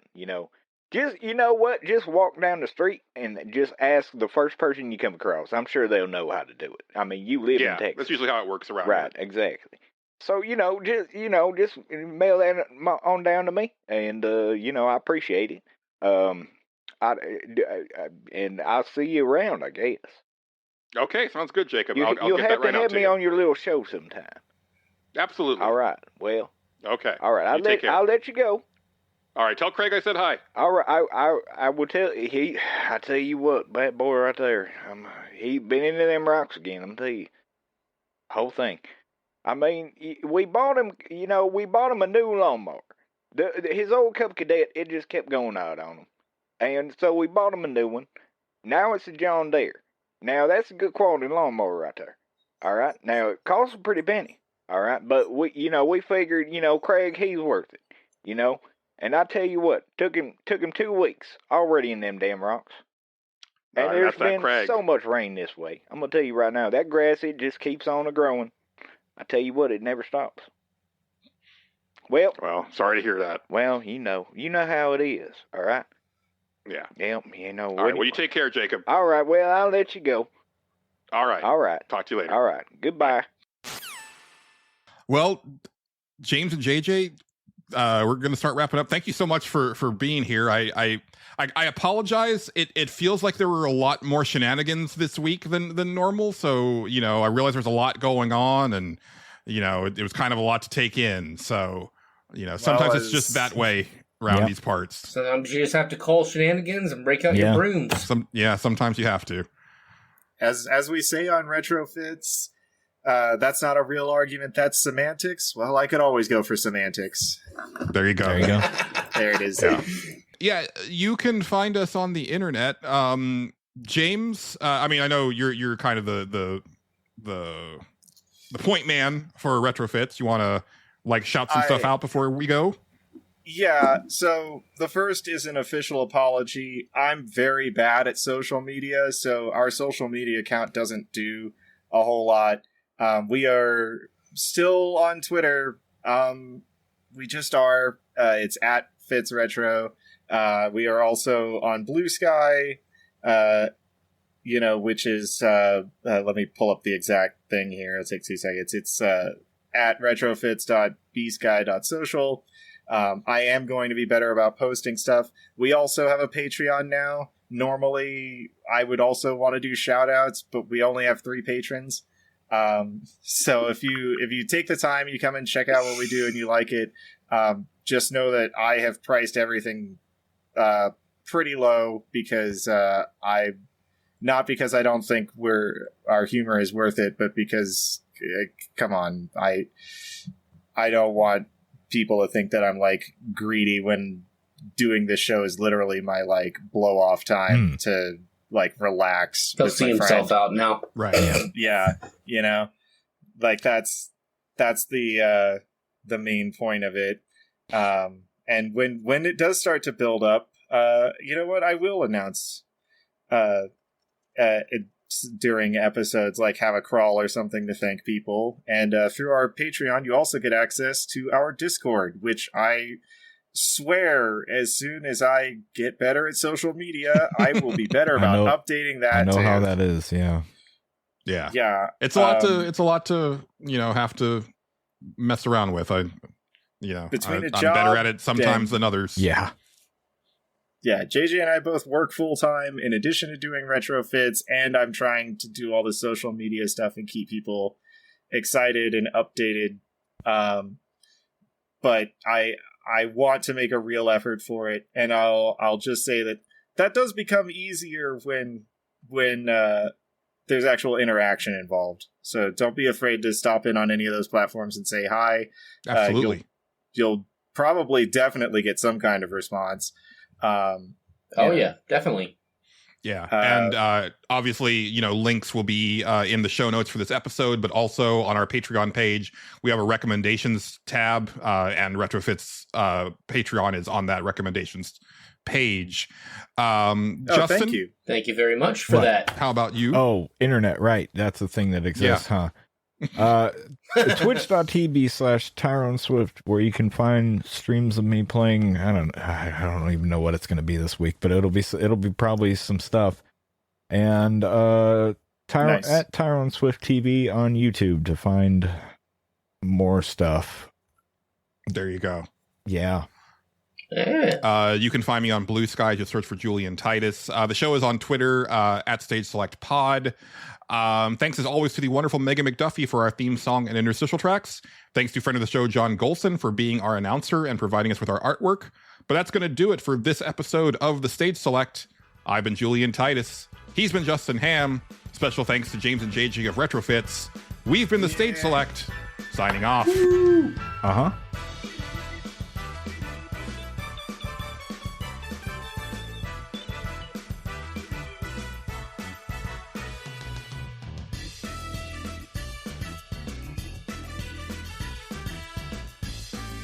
The Stage Select is copyrighted and owned by Space Monkey Mafia Productions, specializing in independent podcasting. Please consider sharing the show with your friends and support us by joining our Patreon or donating to our coffee. Thank you, and good night. No, I'm sorry. Well, shit.